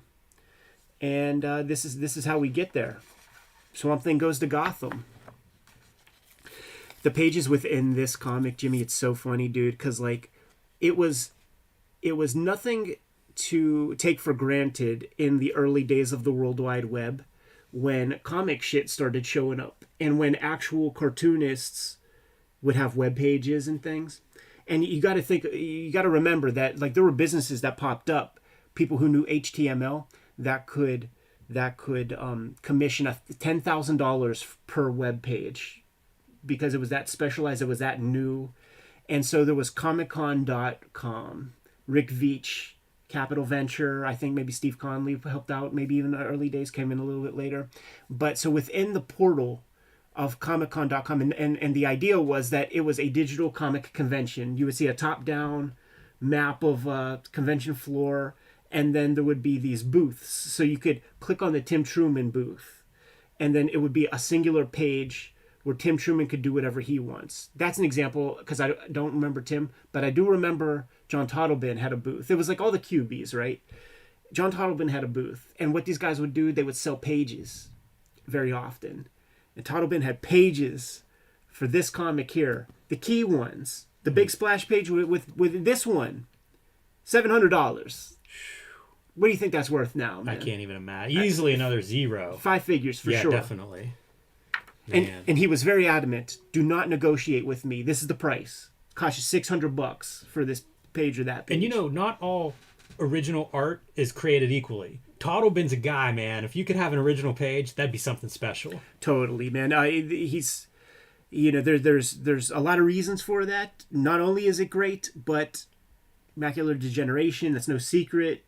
There's not going to be a million more Totleben pages that are out there, so there's a finite amount for sure. Supply and demand. Is he inking this weird mosaic effect, do you think? I don't. Because that's his heavy to thin lines. Yeah, no, I don't think it is. Because like when he does the heavy to thins, it's this where, you know, there's a hand to it, but there are a lot of different screens that can be run in photostats, and maybe the line screen is a thing. Now let's sell the people on how we got to this place, man. And this is the kind of shit where, like, whenever a comic was considered, like, you know, a higher level, and I would find it and read it, and then I would give it to my mom and say, Mom, this is the next level, because she was a big reader. Yeah. And she would read the shit and fucking laugh, and I would be so hurt. So Swamp Thing got caught with Abby Cable kissing and making out and stuff, and a photographer snapped the pic. So it's like there's not a law in the books for what she did that's obscene or an act against God, but she's fucking vegetables, and she's in Gotham City jail, and Swamp Thing is not happy about that. They need to figure out a crime to charge this girl for. So she is a prisoner, and Swamp Thing has wrecked shop, man. He is taken over Gotham City with the green. If you don't maintain a property, man, for too long, like, nature will take over. Yeah, you can see YouTube videos of these towns that, like, they lost their trade route or whatever, and it's like a generation before trees are growing through porches and houses and shit. It does not take long at all. There is this little place, this little town, Geneva on the Lake Ohio, that we would travel to when we were kids. Just kind of like a little town lost in time. But on the way there, we would take this kind of back route, and you would come to you would drive past the Iron Gate that said Mike Tyson on it, and far off in the back, he had a big estate, and you could find Flickr pages where people have gone into that place. I think a church owns it now. It went into the RZA's hands, and then 50 Cent bought it and then sold it to a church. But there was a time when it was down, like between Tyson and RZA, and there's a giant pool, and fucking jungle grew up through the pool, man. Yes, it does not take long. It's so cool to see Toddlebin playing with superhero tropes, because you don't see it that much, really. No. And the fact that it's like a Hallmark important character like a Batman, we get to see what his Burke looks like, and what his Commissioner Gordon looks like, and what his cool vehicles, like his like little Batmobile type stuff. But things like this, how do you even do it? It looks like sponges and white media. Like, there's a lot of stuff to create the suggestion of the vegetation. You know, how else, like, are you going to draw every leaf, from a far distance like that? It baffles my mind how he's able to accomplish that kind of texture and clarity. Yeah, he's totally a one-of-one, and I feel like we're very lucky for the books that we have gotten that are like superhero books, or really any books from him. You know, it's his approach to comic art is just very, very different than almost everybody else that's working for a Marvel and a DC. We're looking at one of the great collaborations, of which there are very, very few great collaborations in the medium of mainstream comics. In order to be a great collaboration, the letterer and the colorist are a very important part of that soup as well, and we're looking at the credits. Alan Moore, John Toddlebin, Karen Berger as editor, Tatiana Wood as colorist, and John Costanza as letterer. This is one of the finest collaborations that you're going to get in mainstream comics. Listen to the Steve Bissett shoot interview. I was just listening to it on a walk yesterday, and I listened to the entire Swamp Thing portion. These guys were getting the lowest rates that DC had to offer, and it wasn't until Steve Bissett drew 4 pages of Ambush Bug and turned in his voucher. Julie Schwartz sits him up and says, what is this? He's like, that's my rate. Steve Bissett said it was 1/3 of what these other guys get paid. Wow.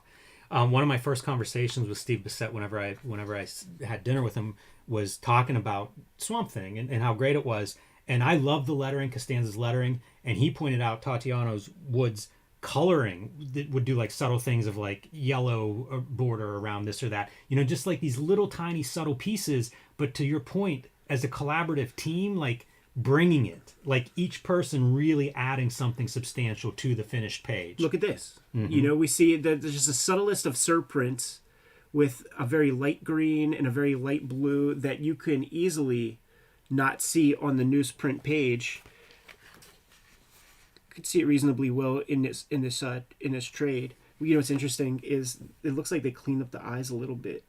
Maybe. Yeah, that is interesting. I wonder if that's just a matter of this paper. It's really interesting to see those subtle differences between this paper and that, because it's both uncoated, that being newsprint, the comic book, and night and day the difference in the colors. Yeah, with the same mixtures. Mm-hmm. I always wonder. See, man, I would kill for an artist edition of the Beset Toddlebin Swamp Thing stuff to answer some questions about like when you're doing a serpent thing like this. Is this completely drawn on a piece of vellum and then you just include it? It can't all be on the board. There's no way that you can delineate between this black line and the lines behind. So I just am curious about that part from a production standpoint. The potato, right? Like there's a famous during the I think it's called the American Gothic storyline where the original trip sequence, which listening to the Steve Bissette piece again, when she eats the potato off of a Swamp Thing's back, there's a 2-page spread, and then it slowly, even the lettering kind of like goes this way. That was Steve Bissette's contribution. It was not in the Alan Moore script, which I found to be super fascinating. I say it again and again. I don't want to say Alan Moore gets too much credit for Swamp Thing, but Bissette and Toddlebin together, as good as any art team in comics history, and married with the Alan Moore scripts, like that is a spectacular special combination. And if you remove any of those three, it's a completely different thing. You know, Bissette and Toddlebin bring so much to that. Absolutely, man. So we've established the sweet potato in the past, and here we have it right now. This guy's wondering, hey, what is that? It feels adventurous to just be eating shit off of, this crazy vegetation. Yeah, I think so. But this cop does look hungry a little bit, man. He's giving it a shot. Same camera angle. It's one of those great moves in comics, right? Same camera angle, but now we're seeing through his vision, and he's tripping balls. Doesn't take long for that to happen either. And again, look at the difference of just like slightly better paper, but what it does with that ink. You know, so you see all that saturated yellow sitting on top of the page as opposed to kind of fading into the newsprint yellow. It's kind of a weird bit eating that sweet potato. He's like, is this a sweet potato? Let me try it. Right. And if it was, you're gonna break your tooth or something on a raw sweet potato. I know, right? And it is a function of some later pieces where people are eating this stuff. They're tripping. They're creating economies and drug dealing off of it, but they're also dying from overindulgence of these drugs and stuff. So look at the pointillism that Toddlebin is bringing to Abby's face. Yeah, it's a little lost on the newsprint a bit, and I'm trying to see, like, maybe it's even a duotone. I don't think so. No, you think that's yeah, I don't know if it shows up better there, but no, there's that's a lot of definitely range. pointillism. Yeah, that's definitely pointillism. It's just an artist that it's like he has tools that everybody else doesn't have. Yeah, it's interesting looking at it on the separations are different. It's the same color mixtures and stuff, but we're getting magenta dots that are against the black dots, and it's creating a weird moire at a very small level. So they can talk to each other in the green, and they are kind of telepathically in correspondence while she's in prison. But it's like white collar jail. She's just kicking it with Burke, like in some room, but they just have her in custody while they try to figure out what to charge her for. That feels very, that feels like, law enforcement kind of 101, where it's like, we got you. Now we just got to figure out, like, how we get to keep you. Yeah, it's true. The story does, in some ways, like, as we get to the resolution, it'll become more apparent. But it does feel like it's kind of dumb. Yeah. On one hand, the crime, I don't know, how serious we're going to take this crime. But you're fighting a god. Right. Like that line of like whatever line you cross that we're going to draw in the sand here, man, I don't know. I feel like there would be mutiny among the citizens being like, give her back. I know. The hell with this. Didn't we trade like straight up full on like terrorists who killed people for Brittany Griner? Yes. The WNBA player? Yeah, it's pretty extreme in that regard in this story. Like Swamp Thing destroys Gotham City, and I don't know that it's coming back from what we see just already so far in this story. Right. Yeah, just wreaking havoc. When you see these blue kind of panels, you got some dudes in the cut. You got your like Lex Luthor operatives coming up with schematics to figure out how to destroy Swamp Thing. And Swamp Thing very quickly becomes a folk hero. Mm-hmm. A lot of the people who are sort of on the fringes, who are kind of against authority anyhow, are super into him, and they celebrate him. I love it. Those guys are like, you figured this out, and it's not even 10 minutes. And he says 9 minutes and 15 seconds. I wanted to leave enough time to sign and mail my check. Right. Yeah. It's very Good hunting. Lex Luthor-ish. Yes. Yeah, it is. It's great. I always wonder if this character is based on Steve Bissette. Like, I know what Steve Bissette has looked like for the past 30 years, but I don't know what he looked like for the past 40. And I could see him running around with some fringe.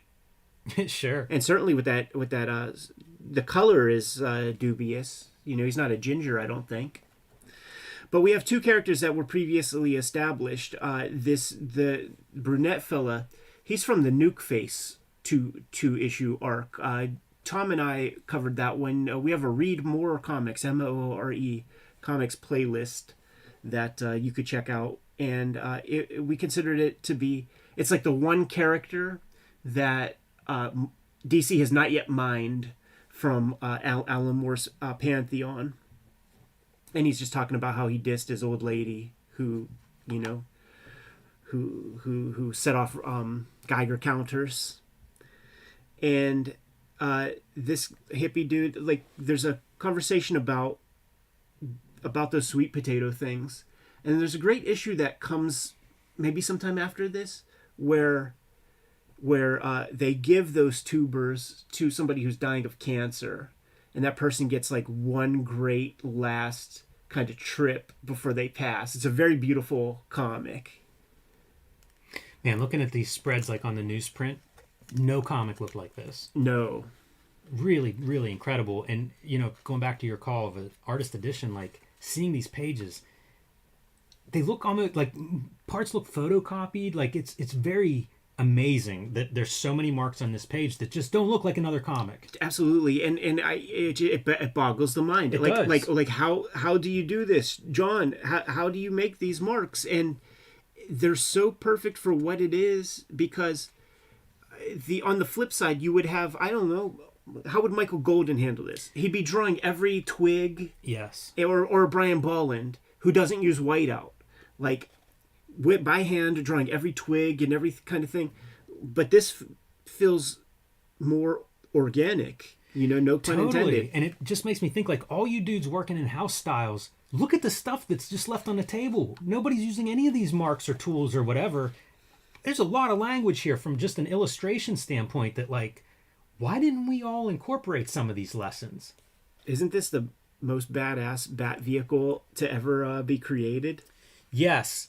And then we see that Batman's not as smart as he likes to think he is, because his first move is, I'm going to leave this super badass Batmobile and let me come out in my spandex. Right. Great image right here, man. Just in the headlights. It's Otomo-ish, it's the little boy in the headlights. Yeah. It's so ominous. Wild too how they got an actor to look like this exact guy. Like, those eyes are the eyes of that actor guy. Yeah. It really looks close. The ability to draw Swamp Thing like this is just phenomenal. This was a $700 page, by the way. This was the one. That's a great page. That'd be an amazing page. Yeah, with all the media used upon it. I would love to just seeing that original would be cool. And I like to think that it's like, what's some of that outlawed pesticide, man? It begins with a D. DDT. DDT. Yeah, he sprayed him with some DDT. Yeah. And this guy, he's a part of the green. Like, there was the Bernie Wrightson Swamp Thing issue that had Batman, and they talk about that. Oh, I've dealt with him before. That was when he thought he was a man and was intellectually bound by the constrictions that you or I have. But Swamp Thing learned a couple of things, and he comes back in Multitude.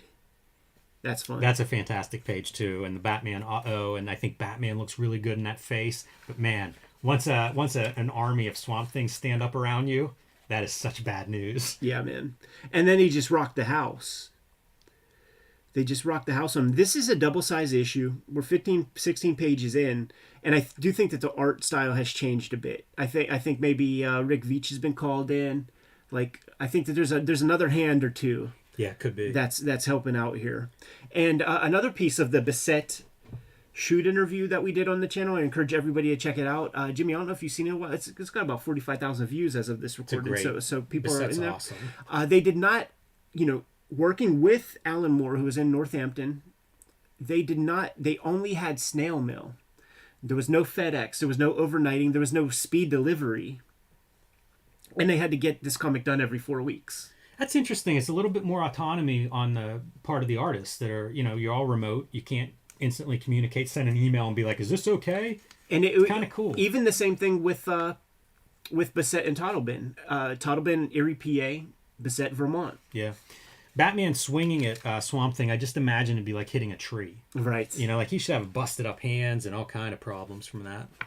Here we How about have that would be a great page too. Yeah, that's a killer Swamp Thing. Swamp Thing is folk hero, and then we go. This is that little girl that puts the hippie chick that puts the little tulip inside of the gun barrel right here. That's the page we have, where the people of the city celebrate him, including that hippie guy who becomes a character. Like he becomes a character well into the Rick Veitch's solo run and stuff. Yeah, and our story is that some of the people are coming around to Swamp Thing's side, and I think that there's some. Like this is an allegory in some ways, this idea of whatever, fill in the blank of the combination of partners. But it feels like that's one of the celebrations coming out of this storyline in terms of Alan Moore and these ideas.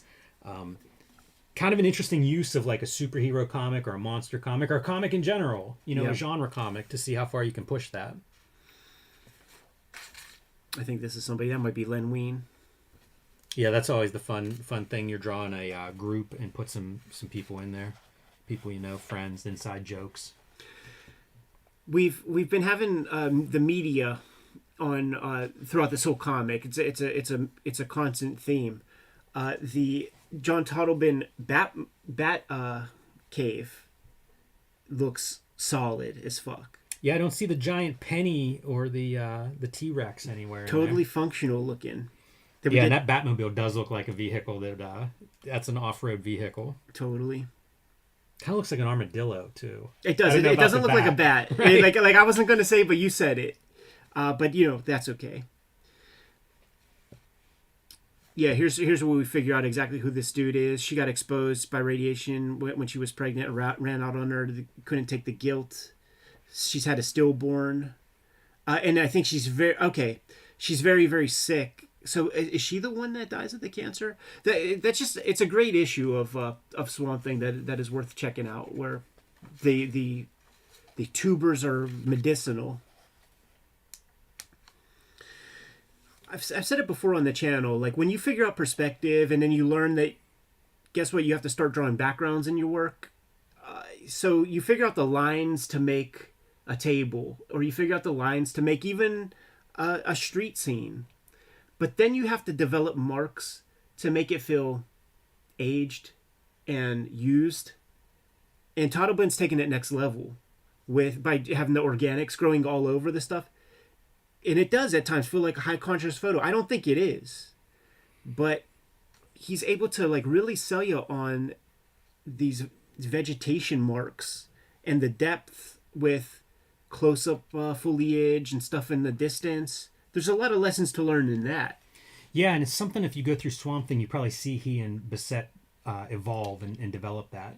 Right. How do we draw swamp vegetation and leaves and branches and bugs and all these things? And, you can read comics one way where it's like, I just read it real fast. Right. But then you linger and you start to see like the little details of like these bugs that are swarming in. And it's just this amazing the job they do. And I know I keep saying it, but I mean, like, comics do not really look like this. How's that for a splash right there, dude? That is a cool design, man. Yes, yeah, it's really great. And they build it with like rumbling is happening and stuff, and they're trying to figure out what that is, and it's redwoods growing fast. And it's, you see the little stick men to give you the scale. And it's so quick too. It just a quick intimidation tactic, and then like let the soul leave it, and then it's just now a big husk in the middle of the city. I did wonder like what are the teeth? Like what kind of vegetation is that? Do you think, man? Yeah, we need an anatomical breakdown. Yeah, I think he's using split hair brushes on some of these tree textures, and very famously, they said that Toddlebin had like, the little kid pencil box that we all had when we were small. It would have the little stem piece of a banana in there, and it would have several kinds of sponges and little rags and stuff. And it would be the rag wasn't wiping off your pen nib. The rag was making textures on the paper. That makes total sense. Yeah, that makes total sense. He goes for the pure black Batman, where there's very little shine of the blue that shows up. And that actually corresponded more with my thoughts on Batman, certainly influenced by the Michael Keaton movie. I always wonder, like, what is that blue? What is that blue? I don't get it. Yeah, I'm with you on that. I like that this back set of pages, it's the same motif, right? 4 panels, kind of very vertical, and then you get a kind of splash panel at the bottom to really sell you on a lot of stuff. Does not look easy to do. No, for sure. And the story, I do think the story has some weaknesses in the plot. Mm-hmm. And it's coming up here where it's like, well, we got to let her go because otherwise Gotham's ruined. Right. I knew that on page 1. Right. You know what I mean? And you're the world's greatest detective. Like, why did it take you this long to figure that part out? And I get it. It's a comic. You got to have some kind of story in there. But I think Batman comes across as pretty bad here. And the rest of Gotham's, police force and mayor, even worse. Like, right. It's like the Three Stooges are running Gotham. Right.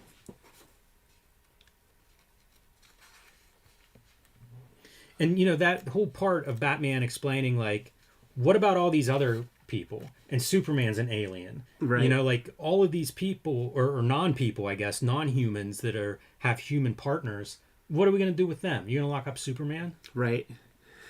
Again, I don't know why this doesn't occur to you when you wake up and you're living in a jungle.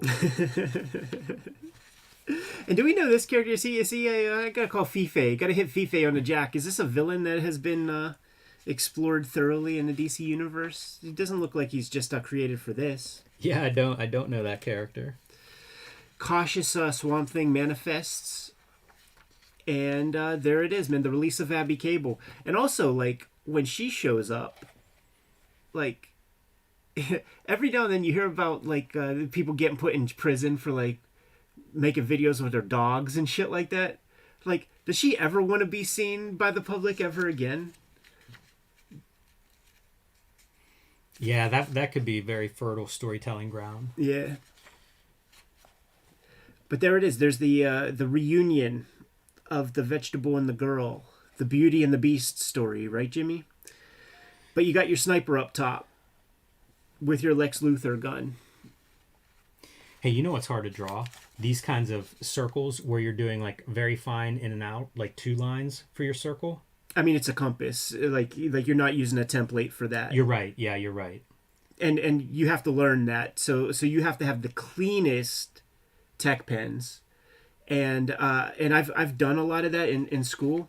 It's the weight of the pen nib, because you cannot, like, when you use a pencil compass, the graphite immediately will draw. Like, you could use a softer lead and it'll put a line real easy, and you just kind of, like, you have to have that same light hand, which means that you can put no pressure on the pen, because if you do, the quality of the line, it gets fat, it gets skinny, you fuck up and you draw elsewhere. So this is an assignment at the Kubert School. Like, there were times we had to draw, like, a bar of soap with bubbles, and you had to use the compass. Well, that would suck. And the other thing that sucks is, like, he's doing this, like, cool stuff where your backgrounds are going past those. Yeah. I don't think you could even clean that up with whiteout. No, it's too like small. If you smudged or messed something up, because they're perfect, the lines are perfect. Yeah. Yeah, and it's buttoned up. So, like, when Jimmy's saying, like, when you're coloring these blacks, like, you got to be so sensitive. When you have lines touching it, you don't want to go over. Like, he made trouble for himself. And I think this is one of those kinds of pages where you do it and you're having a good time, but in the pencil stage. But when it comes to ink time, you're like, motherfuck me. Yeah. Like, why did I do this to myself? Yeah, that's another original I'd love to see. Totally. Keeps it going on the next page. So I guess pure masochist. It's incredible, like, again, if you're not at home having drawn stuff like this or tried to draw stuff like this is some of the hardest stuff technically that you'd pull off in ink. Playing with the French curve also. And also having the circles like their own independent panels. That's where he's stopping those lines. That is not an easy task. Yeah, really, really sharp technical drawing. And Swamp Thing is toast, man. Swamp Thing is done. He is dematerialized. He's no longer a part of the Green, and Batman is there to kind of shield Abby Cable's eyes. We have numerous figures. I think this guy might have been in that American Gothic story. Like, there's that part where they deal with the kind of like voodoo priests and stuff. Got the hippie guy, got the nuke face fella, Gordon Burke and the crew. And there it is. They got him. So from this point forward, Swamp Thing becomes a different comic. And very rapidly, Alan Moore was interested in the weaving Swamp Thing into the DC universe. Bissett talks about that in the chat that we had with him very early on. There's the Justice League sequence and stuff. You notice Bissett's name ain't on this at all. They did the werewolf stuff. They did some vampire stuff. But Bissett was done. And from this point forward, like I said, he'll be going to Adam Strange world, and he's on other planets for almost the tenure, the final back half of Alan Moore's run. Yeah, really interesting that run and that shift in direction and stuff, and how much flexibility Swamp Thing turns out to be from like the writer's standpoint, where Alan Moore does get to do a bunch of these very different kinds of stories with this character. As an ending, as a comic book issue, we often look at these things as like one issue out of a series or whatever. What a great issue in a lot of ways. And your ending, man, next with a question mark, fantastic. Like, doesn't it make you need to read the next issue? Yeah, it's so cool too, man. And so this is the next issue. There ain't no damn Swamp Thing up in this, right? And now there's like statues for him on the issue after that. You got Phantom Stranger, you got some of the other Rogues Gallery talking, but it's retrospective stuff. It's not really Swamp Thing. He's not in this issue either. So then 2 issues later, he manifests on the blue planet, My Blue Heaven. This is a different planet, and it becomes the science fiction kind of deal. Yeah, pretty cool. It's almost Dr. Manhattan, by the way. Right. Where he's kind of like reforming stuff and creating vegetative versions of his girl to try. It's pretty good. What's the timeline there? Like, is that overlapping with Watchmen at that point? Like, do you think Dr. Manhattan's invaded his thoughts and is influencing some of these ideas? Could be. These are coming out in '86, so right alongside. Always loved this cover. One of the iconic Swamp Thing covers, I think. I think it's in the beginning of one of those Swamp Thing movies where they pan up the Arkham Asylum. I was thinking about rewatching those. Yeah, that'd be kind of weird now. Wes Craven on the first one. On the first one, yeah. But it's taken from more serious. It ain't that Heather Locklear joint. Could it go? Yep.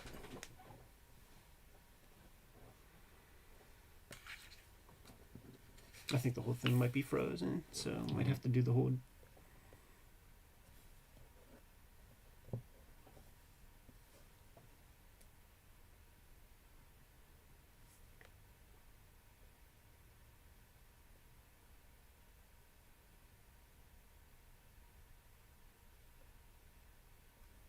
There we go. Jimmy, what time we got? 11:48. So real quick, just a 10-minuter that I'd like to put out as a second video on maybe Tuesday. Are you ready? Yes, sir. Welcome to your favorite YouTube channel, Cartoonist Kayfabe. My name is Ed Piscor. I'm Jim Rugg. Jimmy, it's here, man. Today's the day. For bookstore customers, Wednesday, it's coming out in comic shops. The Hip Hop Family Tree Omnibus has arrived, and the Kayfabe audience has followed us through the entire kind of production, announcement, showing off all the different papers and the gold foils that we were trying out in our kind of test run to try to make the ultimate Hip Hop Family Tree comic. I thank everybody who has put in their orders and pre-orders already. The people who grabbed it off Amazon early, got a big discount. Some of them were a little sad that they didn't get, the signed book plates from Fantagraphics, but they got a discount, so they can't cry too much. If you get it straight from Fantagraphics, truthfully, with the amount of book plates that I signed, they may all be accounted for. at this point. That they got a good number of pre-orders, and I can only sign so many of those things. So go to whatever venue is most convenient for you. Very often there are our audience is not the average Wednesday Warrior type audience, Jimmy. They care about creators, and I bet you get this often too. The message will be something like, "What way benefits you most for getting this comic? How do you benefit most by my participation, my purchase?" And I say, order at your convenience. Yes. The royalty is the royalty. A sold book, whether it's through any vector, we get the same amount. So it's about your convenience level, and we appreciate you supporting the channel at that level. And I gotta say, man, congratulations, because as a book, there's a lot about this book that makes me jealous. I love the heavy end page, like the hardcover. It's the thicker case. Right. That's awesome. That gold foil, fantastic. I just think this book, man, it's dynamite in every way. Once in a while, I'll talk to somebody about books, and the ultimate compliment is always, I went through it, I couldn't suggest one change. Right. And I feel that way about this book, man. It just feels like this is a real, everything come together. It's rare, even in these books that people put a lot of effort into it, it doesn't always work that way. And this is a spectacular, beautiful book. Put the pull quotes up front, man, to remind the people, man, because since COVID times, there's been some criticism in recent years, and I push 100 of those comments are worth one Bismarcky quote, or DMC quote, or Fab Five Freddy quote, or a quote from the De La Soul crew. Great end page. I don't even know what the title page, whatever they are, the borders. It's really beautiful. Yeah, we try to use every part of the animal when it came to the original batch, dude. And these would have been the table of contents pages. The subtle attention to detail, like, okay, you're using Cooper Black. This is a Right. very popular font. Not just putting it in and typing it. These are all arranged individually letter-wise. Totally. And with this, the inspiration for this was the Letraset flyers that were used in the old hip-hop shows, like whenever there would be a party or something. And whenever I set it up the first time, Gary Groth hit me up and was aghast. And he was like, I did press on letters when I was 12, and I did it straighter than, so like, you're taking it too far. And I sent him a bunch of the flyers, and he's like, oh, I see. I see. It's awesome. It's a great touch. Lots of new art in the big books, man. I drew new chapter headers, and it's kind of, you don't want to start a book here, so you have to do an extra piece Yep. ahead of time. It was fun. Like, I did these right before I split is that right? Probably at the beginning of this year. I devoted February to all the new art. And it was fun after 10 years, kind of revisiting the motif, the palette and stuff. Remember the Dr. J's, man? Those are sweet. The All-Stars are not the only shoe in comics, but they are represented. Yeah, of course. You got the classic comics material. Should say for everybody at home too, this is not the treasury size, but it's Right. bigger than a comic book. I found the art very flattering at this size. Yeah, thanks, Which Jimmy. your art is dense, so it was something I was concerned about, and I think it looks really good at this size. Good reading, and I have the old man eyes. So One of the things that when you get a big book like this, you have to start to worry about the pages that are more in the middle being too close to the spine and to the margins. So we made sure that the books were sewn in a way that allowed for like nice open reading.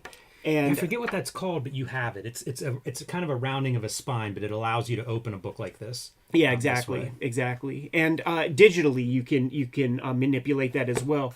Where the deeper you get in, you set Yep. the artwork a little bit further away from the margins to account for that space. So that's something for all the bookmakers to keep in mind. Yes, because a lot of people, that's a mistake you'll see in a lot of books. Yeah, so yeah. do keep that in mind. You see it in almost every corporate book. The Marvel DC stuff where the artist's hands are not a part of it, they just do not care. And what we're talking about is there are times where you have to crack the book to read something that's right in there, and it makes for a punk experience. This cover right here, I'm sure you know, man.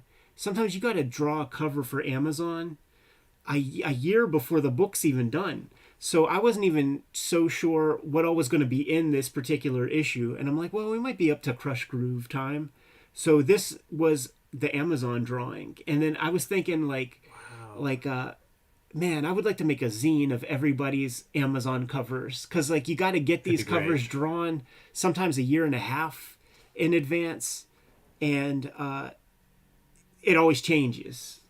It always changes for everybody. Put me down for that zine whenever you put me on the pre-order list for that one. Yeah. I'm more putting it out to the audience to make the thing because I make comics. Yeah, manifest that. Catching everything. This covers from like the mid 70s to 1985.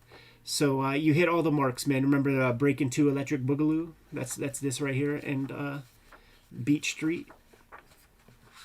Just sold this piece at Sotheby's about a month ago. I like that piece a lot. Some cool design stuff on there. Yeah, shouts to whoever scooped it up.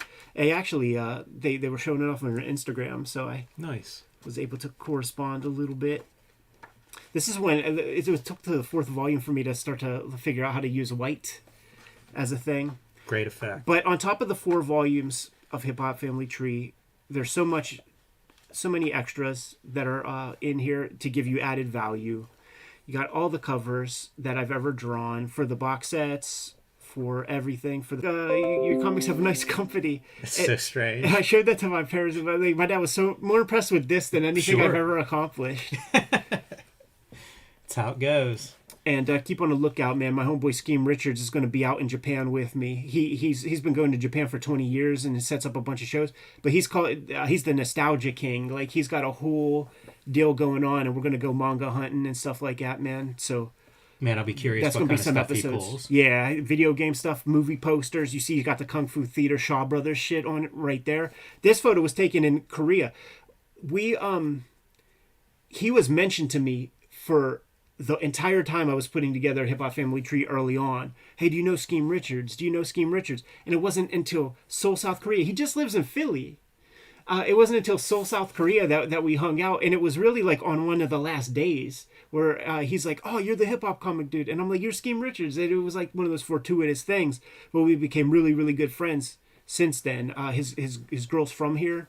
He comes to town every now and then. And he put me, he hipped me to like Japan travel to start. Like, he showed me all the apps, everything I need. So we're finally going to be able to hook that up this coming year.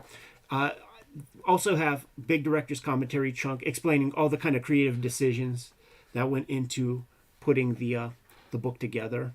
So part and parcel, man, this is the best book I ever put together. Drew a bunch of fresh b-boys and things. I wish that more cartoonists would do these kind of commentaries. I'm such a fan of that stuff, and it's just it's so little used as like a super nice compliment. Totally. I mean, really, that's the reason why I do it, to just try to manifest that into like other creators that I like, man. And then on the end papers of the original books, I would have these kind of rogues galleries. So we did in alphabetical order, and in we picked and chose the best portraits of each guy to put into the comic. And we shouts to Eric Reynolds, man, who redid the index, which had to be a tremendous bitch. Yeah, it's a thankless task, but a very nice feature. But what I will also say is, I did the indexes for the first round, and I hand lettered them. So he ain't getting all the grace in the world. Thank you guys so much for supporting the comic so far. Like I said, man, we crunched the numbers and we got the intel from this distributor and that distributor and Amazon and all this.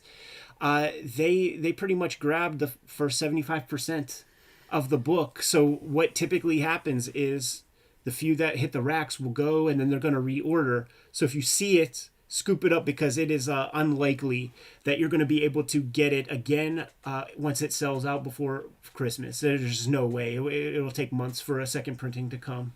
Yeah, and I'll vouch for the books feel different ways. Like all books are not created equal. You get this in your hands, it is a good feeling book. Totally. Like, you made a lot of right decisions here. Fanographics, everybody involved in the production side of it. So you guys are watching this on a screen at home. But man, I'm telling you, this is something you want for real on your shelf. Shouts to Eric. Shouts to Justin, the designer. Shouts to Fantagraphics for making a go of it, and for 10 years of good business dealings with me. I have nothing bad to say about the crew, and we're very excited to present to you this book. So today's the day, man. I think if you don't got a good comic shop in town, you order it on Amazon today, it might show up tomorrow. And for the comic shop supporters, go to your local comic shop, order it. If you had it pulled by your comic shop owner, scoop it up, man. It's not a cheap book, and you don't want to like leave them holding the bag. So go pick up your comics, and thank you guys very much. Good to go, Jimmy? Yep. Cool. Easy peasy, man.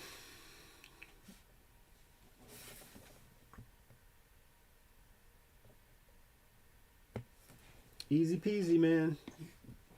Now, guys, we'll sit with you for a minute, but Steve Rude shoot interview.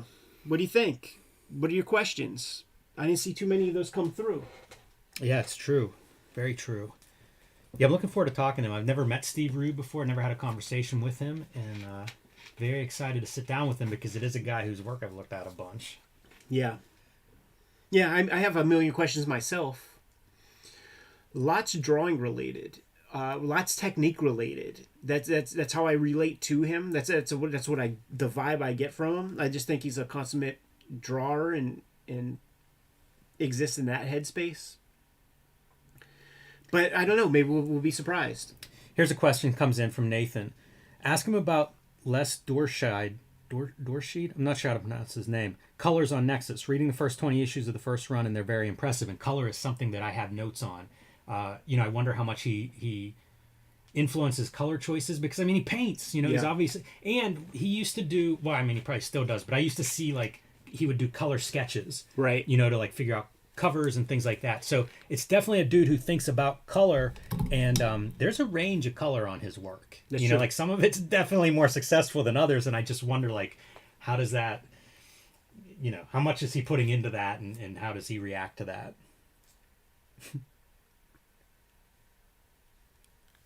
Has he done new sketchbooks? Oh, I don't know about any of those things, man. I wonder, man. That first sketchbook, I remember I was exposed to that whenever I talked to Ernie Steiner. So pretty early on when I was trying to figure this stuff all out, and Ernie Steiner's, I was thinking about it in prep for this interview because he pulled out Steranko stuff. It was probably the first time I really thought about Steranko and got Steranko on my radar because it was impossible to find Steranko when I'm 15 or 16. Totally. But he pulled out the that Steve Rude sketchbook, and we've looked at that on this channel. I think we've looked at all of it. I know we looked at the pages where he does his layouts, but it was such a big piece to just kind of think about. So, yeah, those sketchbooks, that first sketchbook anyway was a big book for me. I got that one pretty early on somewhere, and it was probably broke the spine looking at it so much.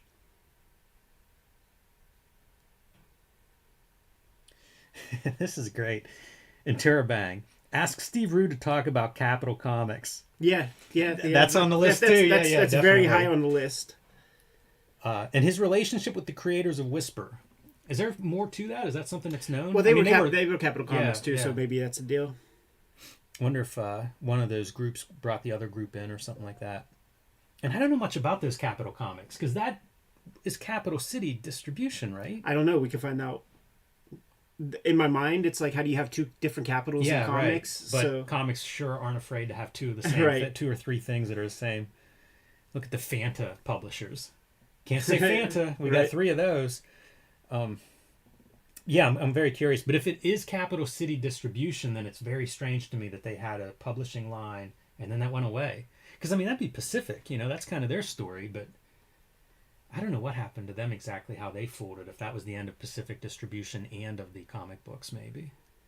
The publishing line. But with Capital City, they kept going. Yeah, it says it's Madison, Wisconsin stuff, so that's got to be the same. You're not having two capital cities out of Madison, Wisconsin. One's a comics publisher and one's a comics distributor. Yeah. Yeah, it's very, very curious. That'll be something to come up. It's wild to think how good those early Nexuses are. Nexi? How good those issues are. and yet like he gets so much better that they just pale in comparison. Yeah, I got the Nexus graphic novel, 3 issues. Yep. And compared to where he grows, you see the rawness. Yeah. And it's actually with both of them, and I think in the foreword, it's been a while. Like Harlan Ellison writes a piece somewhere, and Chris Claremont writes a piece somewhere, and one of them, I think it's Ellison, talks. I mean, it's one of the few times where it is talking critically about the work that you're about to read. Like you don't read intros like that very much, but it put an idea into my head that was very crucial, and it was an amateurish kind of mistake that Barron and Rude, more Barron, but where it's like they know the world, but they're not giving you enough of it for it to like make cogent sense. So like it's Barron is figuring shit out also. Sure. Yeah, probably some of that too is conscious in that like we don't want to spoon feed the way like Marvel and DC do. It's an option. It's yeah. a fine line. Yeah. You know, and you can go not far enough in that direction. Not quite enough info. What a strange book Nexus is. To last as long as it does, and it's such an odd concept. You know, it's the art that stokes me out, man, because No doubt. because I feel like I could take that costume and I could take that and I feel like I could make magic. And like with the little floating heads and like all the wild shit that they do, it's not enough. Like it feels like the world of Nexus feels like those concept fucking Alex Toth cartoons that never went. You know, like it feels like those like conceptual art things where it'd be like, hey, there's a dude with a turban and he's got a magic wand and he's in the jungle, like all that kind of shit. I've never seen that stuff. We showed it off on the channel. It's the Alex Toth concept art for animation, like the shit that we've looked at it plenty, man. It's in those big books, but it's just like all that stuff that they take to New York because it's like off season, like when you pitch this stuff, and then they're like, no, we'll take this Johnny Quest one. We won't take the one with the 2 kids with the magic rug that are in Kirby. Fairyland. Toth too, man. Toth. It's in those Toth books. Toth. I was thinking Rost. Yeah. Right. Gotcha. Yes. Yeah, but that's what Nexus is. It's like it's got too much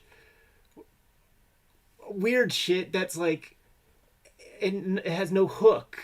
Like It reminds me of Star Wars in that way, just in like Star Wars visual is tight, design. though. Yeah, Star Wars is tight though, and like that's like one of those unfair things because now you have an army of dudes designing and then George Lucas picking the best of.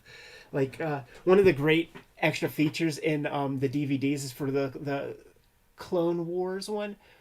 I think where they're behind the scenes and there's all these dudes creating digital Yodas and you see they're pasty, they've been working for a week. Sure. And George Lucas is like, this is shit, this is garbage, because like if you remember the Yoda in episode 1 was real weird and off model and ugly and stuff, so they had to like fix that because also there was that cool fight sequence and everything, and he's like, no, this isn't it. That's funny. All right. That's interesting because in some ways, like that's your strength and weakness of comics versus film. Right. You know, it's like there isn't the guy behind the scenes being like, no, get a different concept artist. But then the flip side is you don't have that editorial.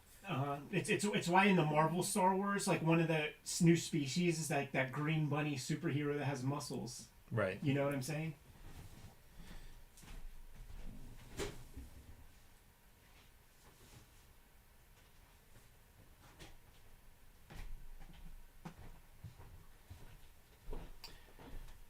All right, guys. We're going to take our time and get prepped and do everything right Yes. to bring this Steve Rude shoot interview. Jimmy's going to be doing the edit on that one. Jimmy, I suggest that's the first you edit so that the King Kayfabers can get their hands on it as early as possible. And thank you guys for kicking it today. Yeah, and remember, mark your calendars. Monday. Yeah, Monday we'll be back. Yeah, Monday will be the day.